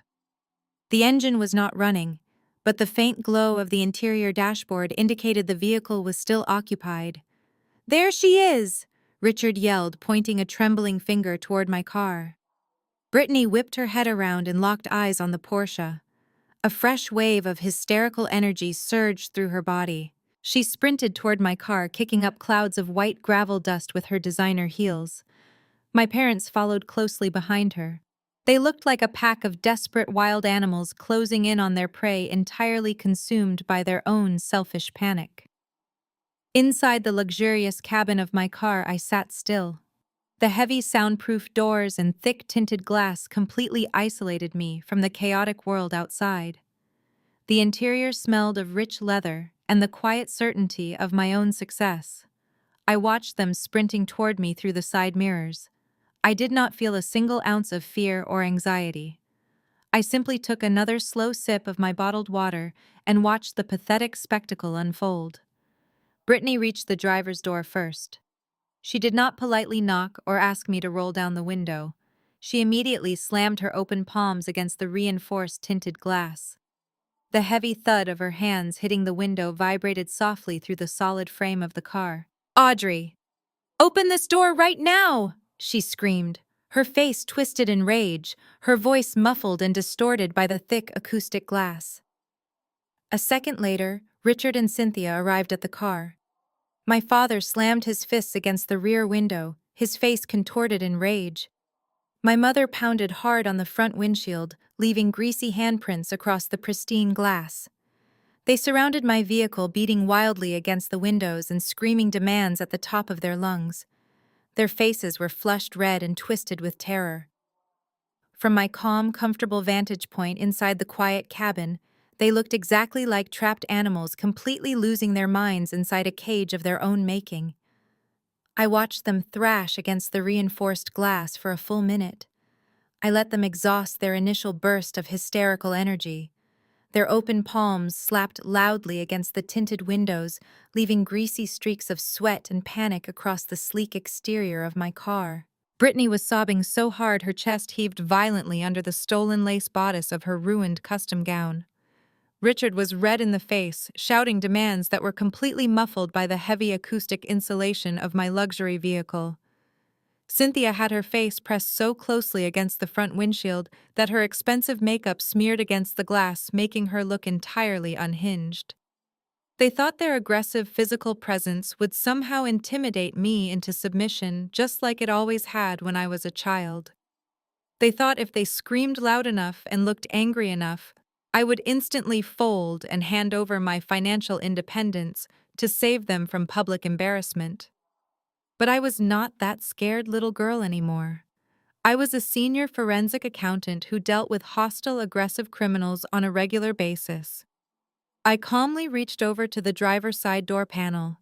I pressed my manicured finger against the smooth chrome button controlling the window. I did not lower it completely. I let the glass slide down exactly 4 inches, creating a narrow horizontal slit between the warm, secure cabin of my car and the cold, chaotic parking lot. The moment the seal was broken, the overwhelming noise of their panic flooded into my quiet sanctuary. The sharp chill of the Rhode Island night air rushed in, carrying the aggressive scent of my mother's heavy French perfume and my father's Scotch. "Audrey, what is wrong with you?" Cynthia screamed, her voice cracking with pure hysterical rage. She shoved her face near the 4-inch opening, her eyes wide and wild. "Call the bank right now. Call them and unfreeze that account this very second. You are completely ruining your sister's perfect day. You are a cold, heartless monster to do this to your own flesh and blood. Look at her, Audrey, look at what you have done to her." She pointed a trembling finger at Brittany, who was standing a few feet back, shivering in the cold night air and openly weeping into her hands. Cynthia did not care that Brittany had committed a massive federal crime. She did not care that her youngest daughter had stolen $250,000 under my name. In her twisted, narcissistic reality, the only crime committed tonight was my refusal to quietly pay the bill and accept my place by the kitchen trash cans. I did not flinch. I did not raise my voice or try to defend myself against her ridiculous accusations. I simply broke eye contact with my furious mother and looked down at my hands resting comfortably on the leather steering wheel. I slowly extended my fingers, inspecting my fresh manicure. The subtle pale pink polish caught the faint amber glow of the dashboard lights. The edges were perfectly filed and absolutely flawless. It was a stark contrast to the filthy, torn wedding dress dragging in the gravel outside. "Did you hear me?" Cynthia shrieked, slamming her hand against the roof of the car. "You are humiliating us in front of the Dubois family. Isaiah's mother is inside demanding answers, and the venue manager is threatening to call the local police." You need to fix this right now before our reputation is permanently destroyed in this town. You owe us this much after everything we have sacrificed to raise you." I gently rubbed my thumb across my perfectly polished index finger, feeling the smooth surface. The absolute audacity of her demands was genuinely fascinating from a psychological standpoint. She was aggressively demanding that I become an active accessory to felony identity theft to protect her country club reputation. She was ordering me to assume $250,000 in fraudulent debt so her golden child could continue playing pretend. Richard pushed his way past my mother, shoving his red face near the narrow opening of the window. He tried to lower his voice to sound commanding and authoritative, but the sheer panic underneath betrayed him completely. "Listen to your mother, Audrey," he barked, gripping the top edge of the glass with his thick fingers. "This little stunt of yours is over. You have made your point, and you ruined the dinner service. Now be a responsible adult and unlock that card. We will discuss the details of the finances on Monday, but right now you need to act like part of this family and protect your sister. Do it now." I looked at my father's red face and listened to his absurd command. He genuinely believed that a simple phone call could erase $250,000 in federal fraud. He thought this was a simple family disagreement that could be swept under the rug and dealt with privately on Monday morning. I let his words hang in the cold night air for a few seconds. Then I leaned slightly closer to the narrow opening of the tinted window, ensuring my voice carried perfectly over their chaotic breathing. "I cannot unlock the card, Richard," I said, my voice completely devoid of any emotion. "It is no longer a credit card. It is officially classified as digital evidence in an active federal investigation. You are asking me to tamper with evidence, which is a separate federal offense. I am absolutely not going to prison to protect a thief." Cynthia gasped, gripping the edge of the window frame. "A thief?" she cried out indignantly. "How dare you call your sister a thief? She just wanted a beautiful wedding to match the Dubois family. You have plenty of money, Audrey. You could easily pay for this. You did not have to ruin her wedding over a simple misunderstanding." I shifted my gaze to my mother, locking eyes with her. "I did not ruin the wedding, Mom," I said, delivering the words with surgical precision. "Brittany committed a Class C felony. She violated Title 18 United States Code Section 1343 for wire fraud and Section 1028A for aggravated identity theft. She forged my digital signature, intercepted my mail, and bypassed bank security protocols using a burner phone. The FBI has her IP address, and the bank has high-definition security footage of her carrying out the fraud. I am just letting natural consequences do their job." The legal terminology hit them like a physical blow. The color began to drain from my father's face as his aggressive posture crumbled. He understood the severe weight of those specific federal statutes. The realization that this was not a simple family dispute, but a massive criminal liability, was finally penetrating his arrogant skull. He realized the money was gone. "Federal investigation." Richard whispered, his voice suddenly sounding very small and fragile. "Audrey, you cannot be serious. You did not actually call the federal authorities on your own sister. Tell me you are just bluffing to teach her a lesson." I reached over to the passenger seat and picked up my encrypted laptop. I held it up near the window so the glow of the screen illuminated my face. "I submitted the complete digital dossier to the Internet Crime Complaint Center 20 minutes ago," I explained calmly. "I provided the bank statements, the geographical tracking logs, and the forged application documents. Brittany is looking at a mandatory minimum sentence for the aggravated identity theft alone. She will likely face 3 to 5 years in a federal penitentiary, and she will be legally required to pay full restitution for the stolen money." Brittany let out a loud, agonizing wail, falling to her knees on the sharp gravel. Her ruined $15,000 custom lace dress pooled around her in the dirt like a deflated parachute. She buried her face in her hands, sobbing uncontrollably as the terrifying reality of her impending prison sentence crashed down upon her. She was no longer crying because her aesthetic wedding timeline was ruined. She was crying because her entire future was completely over. Cynthia looked down at her golden child writhing in the dirt, and then looked back up at me, her eyes filled with a terrifying mixture of hatred and absolute terror. "You planned this," Cynthia hissed, her voice violently trembling. "You knew about this massive loan for months, and you waited until tonight to publicly destroy her. You sat there on that cheap chair and watched us celebrate while you had a federal report ready. You are evil, Audrey." "I offered you a choice tonight, Mom," I replied, keeping my tone perfectly even. "I came here tonight waiting to see if you would treat me with a single ounce of basic human decency.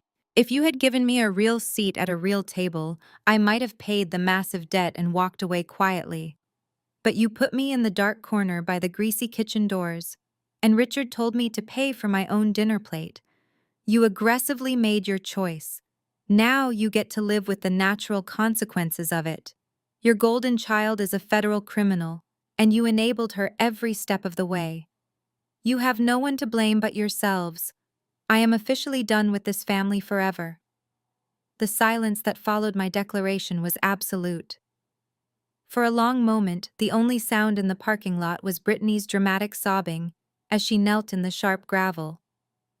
But Richard refused to accept the reality of the situation. My father had spent his entire adult life controlling the narrative of our family through financial manipulation and sheer volume. He could not comprehend a scenario where his eldest daughter held all the power and refused to surrender it to him. He was preparing to use the exact same authoritarian tactic he had used to terrorize me throughout my entire childhood. He stepped in front of my mother, physically blocking her from the window. He leaned down, putting his face directly in front of the 4-inch opening of the tinted glass. When he spoke, his voice was no longer pleading or fragile. It was the deep, booming command of a patriarch who expected instant, unconditional obedience. "You listen to me right now, young lady," Richard barked, his voice laced with venom. "I am the head of this family, and I am telling you that this nonsense ends tonight. You are going to cancel that report immediately. You make a 6-figure salary, Audrey. You have a luxury apartment and a Porsche. You can easily afford to absorb this cost. It is just money. You are going to pay the venue manager, you are going to pay the credit card bill, and you are going to apologize to your sister for causing this massive scene. It is your ultimate duty to protect the family name." I stared at him, listening to his completely delusional demands. He was standing in a dark parking lot next to his criminal daughter, demanding that I pay $250,000 to save a reputation that had already been completely destroyed. He genuinely believed that his deep voice and angry glare could force me to submit. "You think this is just about the money, Richard?" I asked softly, my voice perfectly steady. "You think I am doing this simply because I do not want to pay the massive bill? This is about the lack of respect you have shown me my entire life. You allowed my sister to commit a felony, and you fully expected me to quietly clean up the mess just like I always did when we were kids. But I am not a child anymore, and you have absolutely no authority over my life or my finances." He slammed his fist against the roof of the car again. "I am your father," he roared, his face turning a dangerous shade of crimson. "You owe me your absolute respect, and you owe this family your unyielding support. You will pay this debt, Audrey, because you have the money and we do not. It is that simple. Do not make me tell you again." I did not flinch at the sound of his fist hitting the metal. I simply looked at him with profound pity. His attempt to intimidate me was completely pathetic. He was a weak man trying to pretend he was strong by bullying the only person who could actually save him. I reached over to the passenger seat and picked up my silver clutch. I opened the clasp and reached inside, my fingers brushing against the smooth paper currency I had placed there earlier.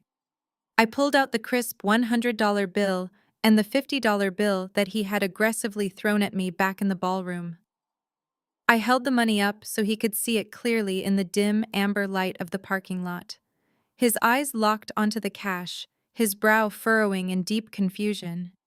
He did not understand what I was doing. I slowly extended my hand toward the narrow opening of the window. I slid the 2 bills through the 4-inch crack, letting them flutter down into the cold night air. The wind caught the money, blowing the bills against his chest before they fell into the gravel right next to his polished dress shoes. "Here is my contribution, Richard," I said, my voice as cold and hard as a diamond. "Family does not charge for dinner." The impact of those words hit him harder than any physical blow ever could. He stared down at the money resting in the dirt, his entire body going completely slack. The booming patriarch was instantly gone, replaced by a broken, defeated old man who finally realized he had lost everything.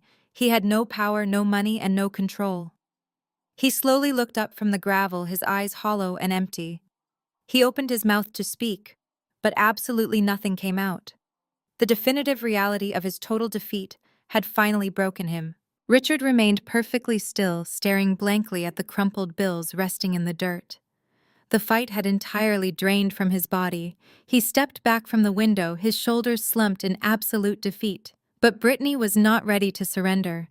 Seeing our father physically back down sent her over the edge. She scrambled up from the gravel, her ruined $15,000 lace dress clinging to her legs like dirty rags. Her face was a horrific mask of smeared mascara and raw, unhinged fury.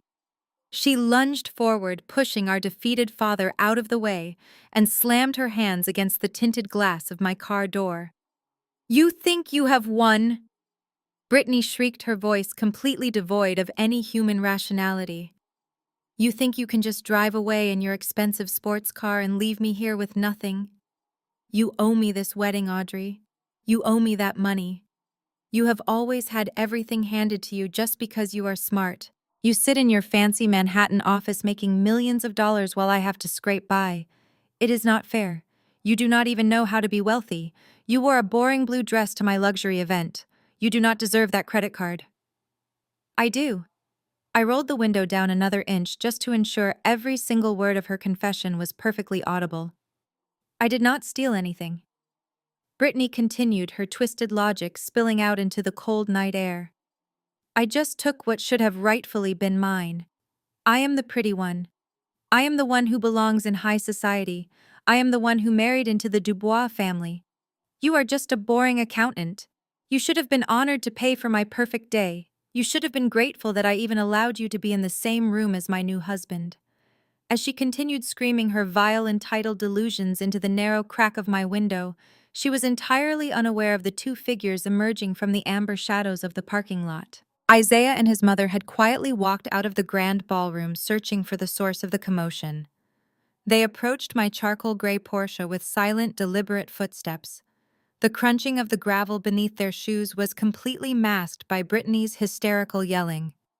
They stopped just 10 feet away, standing directly behind my oblivious mother and sister. They stood perfectly still, listening to the undeniable truth pouring directly from the bride's own mouth. I took a deep breath, watching Isaiah's face through my side mirror. His expression was a portrait of pure, absolute horror.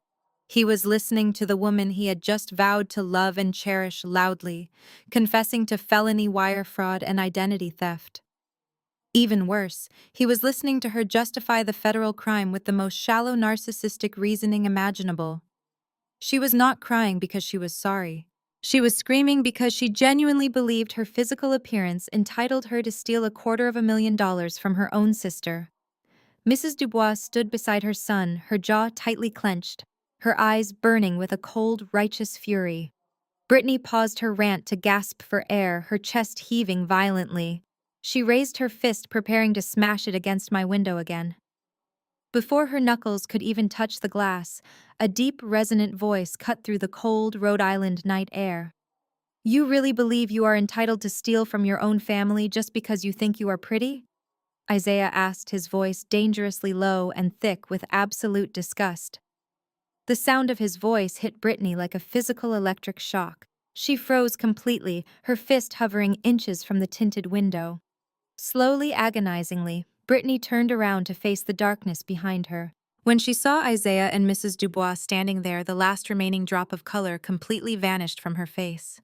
She looked like a ghost draped in muddy rags. My mother Cynthia let out a sharp, terrified gasp, covering her mouth with both hands, as she realized the Dubois family had just witnessed the entire unhinged confession. Richard simply closed his eyes, unable to witness the final destruction of his social climbing dreams. The carefully constructed illusion was not just broken, it was entirely pulverized into dust. Isaiah shook his head slowly, stepping backward. He looked at her with deep, unmistakable contempt. "I thought I married a kind, honest woman tonight," Isaiah said clearly. "But you are nothing more than a selfish, cruel child. I have heard absolutely enough. Your horrible secret is completely out. My family is officially leaving right now. Do not try to follow us and do not call me ever." Isaiah did not wait for Brittany to formulate another pathetic excuse. He reached up and unbuttoned his custom-tailored tuxedo jacket. The crisp, black fabric which had been charged directly to my stolen credit line slipped easily off his broad shoulders. He folded it neatly and handed it over to his mother. Mrs. Dubois accepted the garment with a dignified nod, her eyes never leaving my sister's devastated face. The symbolic weight of that simple gesture was monumental. Isaiah was literally shedding the fraudulent skin my family had dressed him in. He stood there in his crisp white dress shirt, his posture radiating absolute finality. Brittany fell forward, reaching out to grab his sleeve, but Isaiah took a sharp step backward. "Do not touch me," he warned, his voice dropping to a dangerous register. "We are done." He looked down at her trembling left hand, where a massive 2-carat diamond engagement ring sparkled under the amber parking lot lights. Isaiah had purchased that ring with his own hard-earned money months before this entire fraudulent nightmare began. It was the only authentic piece of their entire relationship. "Keep the ring," Isaiah said, his tone dripping with pure icy disdain. "You are going to need it to pay your defense attorney." Brittany let out a guttural scream of pure agony, dropping to her knees in the sharp gravel. "Please, Isaiah," she begged, her voice shredding with desperation. "You cannot leave me here. I am your wife. We just took our vows." Isaiah looked down at her with absolutely zero pity. "A marriage built on a foundation of massive federal fraud is not a marriage, Brittany. It is an active crime scene. I will have my lawyers file the annulment papers first thing Monday morning. You will never see me again." He turned his back on her completely. Mrs. Dubois followed her son, her elegant emerald green gown, brushing past my mother without a single word of parting. Cynthia reached out weakly, as if to grab Mrs. Dubois' arm, but thought better of it, letting her hand drop uselessly to her side. Richard remained frozen, a hollow shell of a man, watching his ticket to high society walk away forever. From the warm, secure cabin of my Porsche, I watched the Dubois family execute a flawless, coordinated exit. Isaiah pulled out his phone and made a single brief call. Within 60 seconds, a fleet of 3 polished black SUVs pulled around the side of the Newport mansion. The drivers emerged, opening the heavy doors for the Dubois family members, who had quickly gathered their belongings from the ruined reception. The affluent guests from Atlanta piled into the luxury vehicles, their faces grim but incredibly resolute. They were a family that handled crises with swift, decisive action, leaving the toxic wreckage behind, without a single backward glance. Isaiah opened the door of the lead SUV. Before stepping inside, he turned and looked directly toward my car. He could not see my face through the dark-tinted glass, but he knew I was watching. He gave a slow, firm nod of silent acknowledgement. It was not a gesture of friendship, but rather a quiet recognition between two rational adults who had both been victimized by the exact same parasitic family. I nodded back even though he could not see me. He climbed into the back seat, and the heavy car door slammed shut with a definitive thud. The engines of the black SUVs roared to life in unison. Their bright headlights swept across the gravel, illuminating Brittany's ruined form one last time before the convoy accelerated toward the main gates of the estate. The red taillights faded into the cool Rhode Island night, completely severing my family from the wealth and status they had so desperately tried to steal. The wedding was officially dead. The grand illusion was completely shattered, leaving nothing but the cold, hard reality of federal consequences. I watched my sister sobbing in the dirt, her dream of an elite lifestyle disappearing down the dark highway. She had gambled everything on her ability to manipulate the truth and bully me into absolute submission. She had lost spectacularly. My parents stood beside her, offering no comfort because they were entirely consumed by their own impending ruin.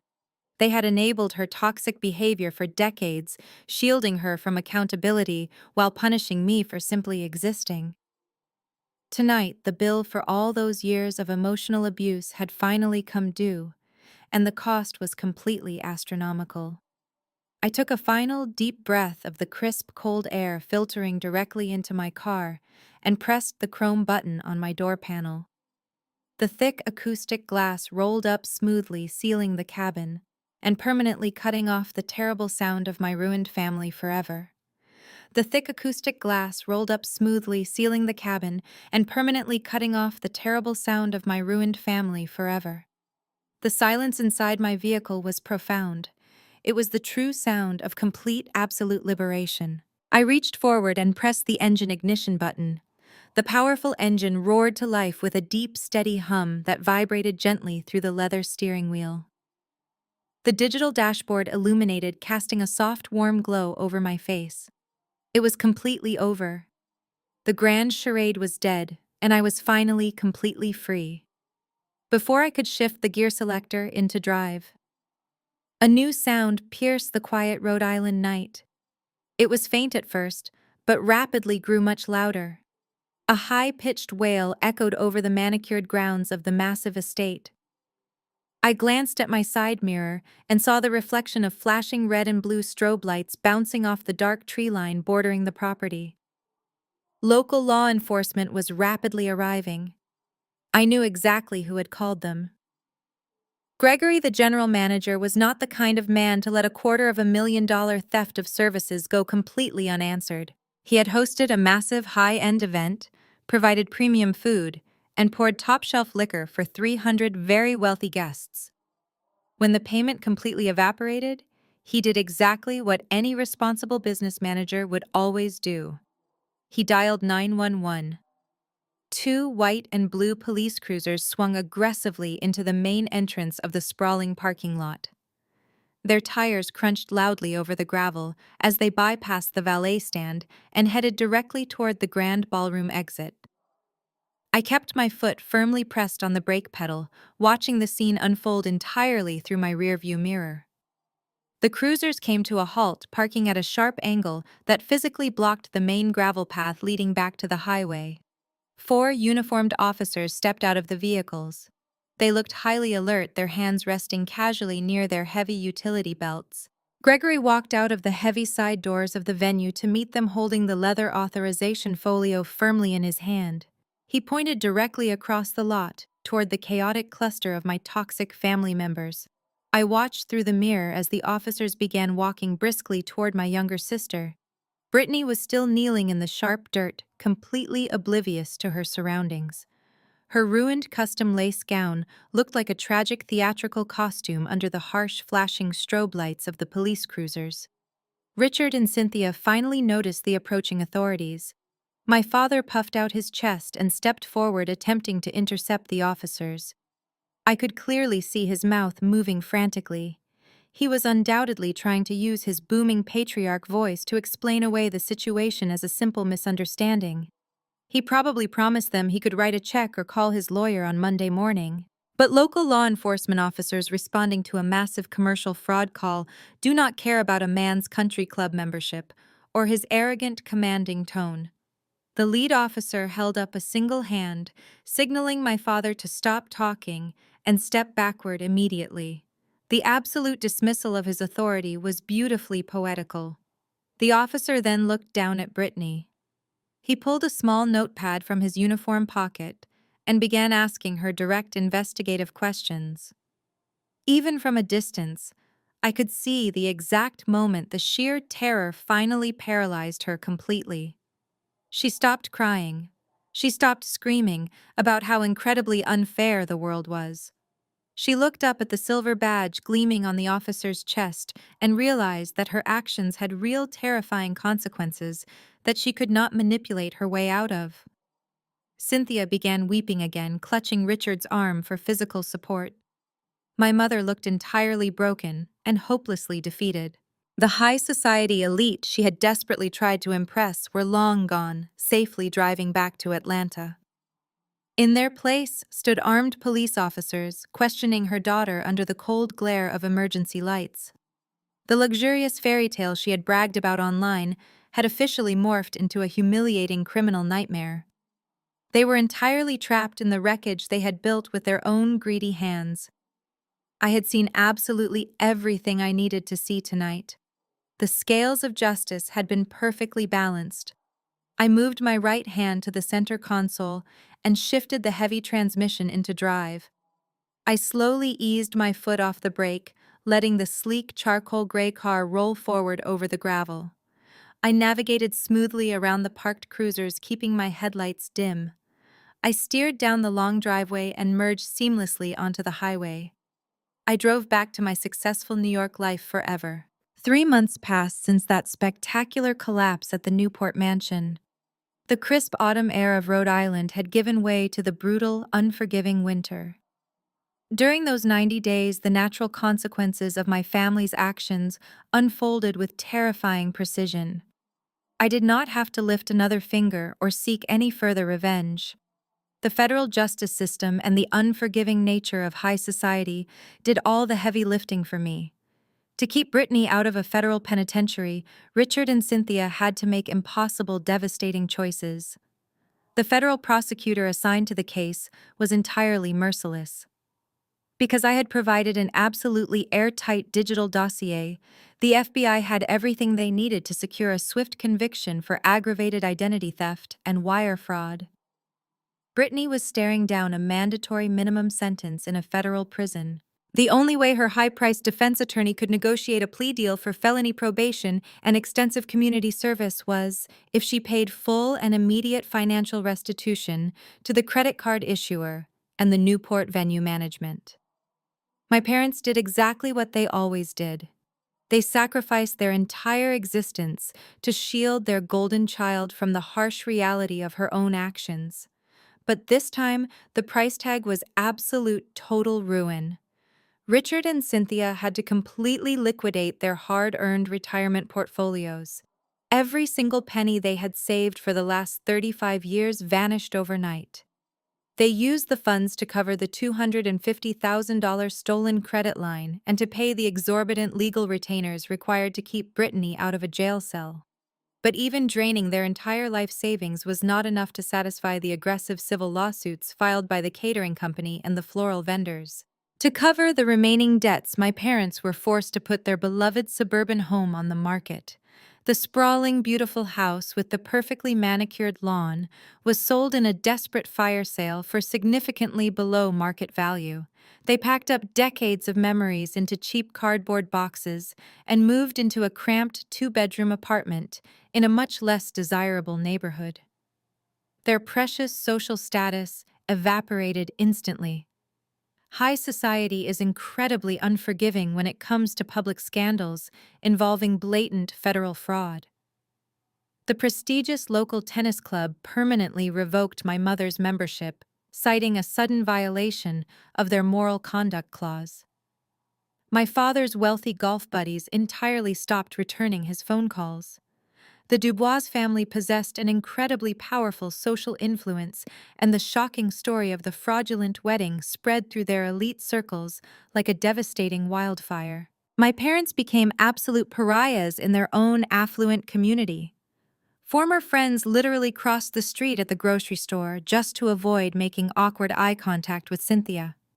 They were completely shunned by the very people they had bankrupted themselves to impress. Brittany was forced to move into the tiny second bedroom of our parents' new apartment. Her lifelong dream of becoming a wealthy elite socialite was entirely dead. As a convicted felon on active probation, her shallow career as a social media consultant was permanently destroyed. No reputable brand or corporate client would ever hire someone with a documented federal fraud record. She spent her days working a grueling minimum wage retail job just to pay her court-mandated probation fees and legal penalties.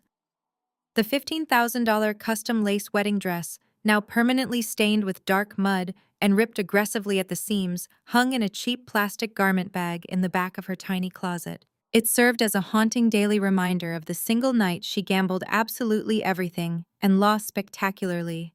The toxic family dynamic that had sustained them for decades finally collapsed under the crushing, suffocating weight of poverty and mutual resentment. Richard constantly blamed Cynthia for indulging Brittany's worst impulses. Cynthia fiercely blamed Richard for failing to manage the financial crisis and losing their beautiful home. Brittany aggressively blamed both of them for not having enough actual wealth to fund her luxury lifestyle in the first place. They were permanently trapped together in a miserable tiny apartment, completely consumed by their own bitter anger. They had willingly traded their financial security, their beautiful home, and their carefully curated social dignity for a selfish daughter who did not even respect them. I observed all of this destruction from a very safe distance. I did not feel guilty or sad about their spectacular downfall. They had intentionally built their entire lives on a fragile foundation of lies, manipulation, and cruelty. I simply removed the financial pillar holding it all up and allowed gravity to do its natural job. The fall of their house was absolute. It was a fitting end for people who chose greed over love. While they suffocated in the bitter confines of their new reality, I sat comfortably in my spacious corner office, overlooking the breathtaking skyline of Lower Manhattan. The morning sun reflected brilliantly off the glass and steel towers surrounding my building, casting a warm golden glow across my pristine mahogany desk. A hot cup of artisanal coffee rested next to my encrypted laptop. There was no chaos here. There was no screaming, no manipulation, and absolutely no manufactured family drama. There was only the quiet hum of immense professional success and the deep, profound peace of a life meticulously built on truth and hard work. I took a slow sip of my coffee, letting the rich flavor wash over my tongue. I felt a level of absolute tranquility that I had never experienced during my entire childhood. My personal cell phone sat face up on my desk. Its screen remained entirely dark and wonderfully silent. In the immediate aftermath of the ruined wedding, Richard and Cynthia had attempted a relentless campaign of digital harassment. They tried calling from blocked numbers, leaving unhinged voicemails demanding I pay for their ruined lives. They sent venomous messages, accusing me of destroying the family. But I am a senior forensic accountant, and I understand exactly how to sever a connection permanently. I did not just block their phone numbers and social media profiles. I hired a ruthless corporate attorney to issue legally binding cease and desist orders to every single member of my immediate family. The legal documents clearly outlined the severe consequences of any further harassment. The threat of additional police involvement was the only language they actually respected. The digital and legal walls I built around my life were completely impenetrable. They could no longer reach me to drain my energy or demand my money. The silence they left behind was not empty or lonely. It was the most beautiful sound I had ever heard.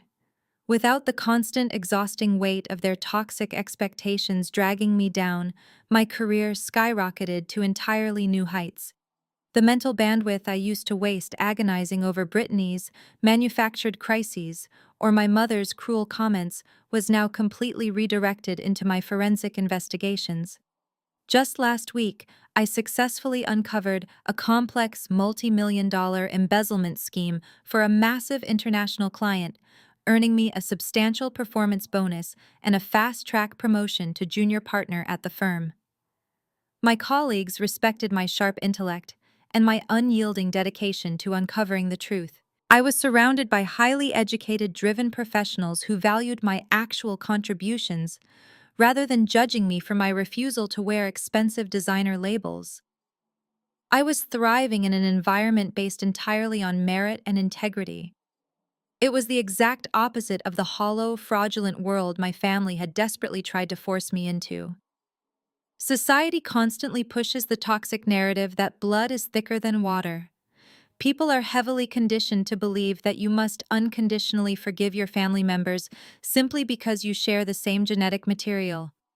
We are told to keep the peace and turn the other cheek when our relatives abuse us, manipulate us, or steal from us. But sitting in my high-rise office, looking out over the sprawling, endless possibilities of New York City, I realize just how incredibly dangerous that philosophy truly is. You do not negotiate with parasites.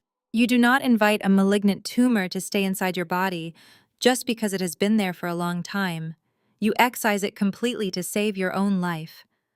Cutting my parents and my sister out of my life was not an act of cruelty or petty revenge. It was an act of profound self-preservation. It was the ultimate declaration of my own self-worth. I finally recognized that I deserved to be surrounded by people who celebrated my existence instead of merely tolerating my presence when they needed a financial bailout. I turned my chair slightly to face the massive floor-to-ceiling window. Far below me, the busy streets of Manhattan were alive with millions of people rushing to their jobs, completely unaware of the massive family empire I had quietly dismantled 3 months ago. I did not feel a single ounce of regret for walking out of that dimly lit ballroom and driving away. I had successfully protected my identity, my hard-earned assets, and my mental health. I opened a new, highly encrypted master file on my laptop, ready to dive into my next corporate investigation. A genuine smile spread across my face. My name is Audrey, and I am a senior forensic accountant. I hunt frauds for a living, and I started by completely destroying the biggest frauds I ever knew. The intercom on my desk chimed softly, pulling me out of my thoughts. My executive assistant Sarah spoke clearly through the small speaker. Audrey, your 10 o'clock appointment is here. The representatives from the new corporate acquisition account just arrived, and they are ready for you. I closed the encrypted file on my laptop and shifted fully into my professional persona. I smoothed the lapels of my tailored blazer, stood up from my leather chair, and told Sarah to send them in immediately. I fully expected to see a team of older, white-haired Wall Street executives walking into my office to discuss a standard merger. The heavy frosted glass door of my office swung open. I maintained my practiced professional smile, ready to greet the new clients. But the breath caught slightly in my throat. Walking through the doorway was not a team of strangers in gray suits. It was Mrs. Dubois, wearing a stunning tailored navy blue blazer, and Isaiah dressed in a sharp charcoal suit. They looked exactly as elegant and commanding as they had on the night of the ruined wedding. I remained standing behind my mahogany desk, my expression instantly freezing into a mask of polite neutrality. For a fraction of a second, I wondered if this was a bizarre attempt at closure or some lingering legal complication from Brittany's spectacular mess. But their body language told a completely different story. There was absolutely no hostility or awkwardness in their posture. Isaiah closed the glass door behind him and offered a genuine, respectful smile. "Good morning, Audrey," Isaiah said, his voice carrying the exact same calm authority I remembered from the parking lot. "Thank you for taking the time to meet with us on such short notice." I gestured to the two comfortable leather guest chairs positioned in front of my desk. "Good morning, Isaiah, and good morning, Mrs. Dubois," I replied smoothly. "Please have a seat." They sat down, and Mrs. Dubois placed a thick leather briefcase on the edge of my desk. She folded her hands, resting them on top of the briefcase, and looked at me with deep, assessing eyes. "I imagine you are quite surprised to see us here, Audrey." Mrs. Dubois began, her tone entirely professional and razor-sharp. "Let me assure you immediately that we are not here to discuss your parents or your sister. That entire unfortunate chapter is completely closed and legally handled. We are here strictly on corporate business." I sat back in my chair, my curiosity genuinely piqued. "I am listening," I replied, keeping my voice perfectly even. Isaiah leaned forward slightly, resting his forearms on his knees. "Our family operates Dubois Medical Holdings," Isaiah explained. "We manage a vast network of private surgical centers and medical suppliers across the Southeast. We are currently in the final stages of a massive $90 million acquisition of a rival medical distributor. However, my mother and I have developed some serious reservations about their internal ledger." Mrs. Dubois tapped the leather briefcase with her manicured finger. We strongly suspect they are hiding massive off-the-books liabilities and artificially inflating their margins to secure a much higher buyout price. We need a ruthless forensic auditor to go in and tear their financial statements apart. After the incident at the Newport mansion, I was incredibly curious about the woman who managed to single-handedly freeze a black-tier credit account and execute a flawless federal takedown in under an hour. So I made some calls to my private contacts in the financial sector. I pulled your professional background, Audrey. I read all about the offshore embezzlement rings you dismantled and the corporate fraud syndicates you successfully prosecuted. Your reputation here in Manhattan is absolutely terrifying and entirely brilliant. I looked at her, feeling a profound wave of validation wash over me. She did not see me as the socially awkward sister who was forced to sit by the kitchen doors. She saw me for exactly who I was. She saw the apex predator of the financial world. We need a shark. Isaiah added, his dark eyes locked firmly onto mine. We need someone who is completely immune to emotional manipulation. Someone who will look at the cold, hard data and ruthlessly expose any hidden deceit, regardless of who gets hurt in the process. We realized the absolute best person for this job was the brilliant woman who did not even hesitate to dismantle her own toxic family to uphold the truth. He unclasped the leather briefcase and slid a thick stack of preliminary financial documents across my mahogany desk. I looked down at the pristine documents. The complex numbers and corporate ledgers printed on the pages practically called out to me. This was my absolute domain. This was exactly where I belonged. I reached out and pulled the heavy file closer, flipping open the cover page with practiced efficiency. I charge a premium hourly rate for corporate acquisitions. I said, my voice projecting absolute, unyielding confidence. And I require total unrestricted access to their digital servers and bank records. If there is a single forged document or a hidden liability in this merger, I will find it, and I will completely destroy their valuation. Mrs. Dubois smiled. It was a fierce, predatory smile of absolute mutual respect. We would expect nothing less from you, Audrey, she said. She stood up from the leather guest chair and extended her hand across the desk. I stood up tall and met her grasp. Our handshake was incredibly firm and anchored in pure professional recognition. Isaiah stood and shook my hand next his grip, strong and highly appreciative. There were no fake pleasantries or toxic family obligations lingering in the air. There was only the pure, unadulterated triumph of competence, truth, and hard work.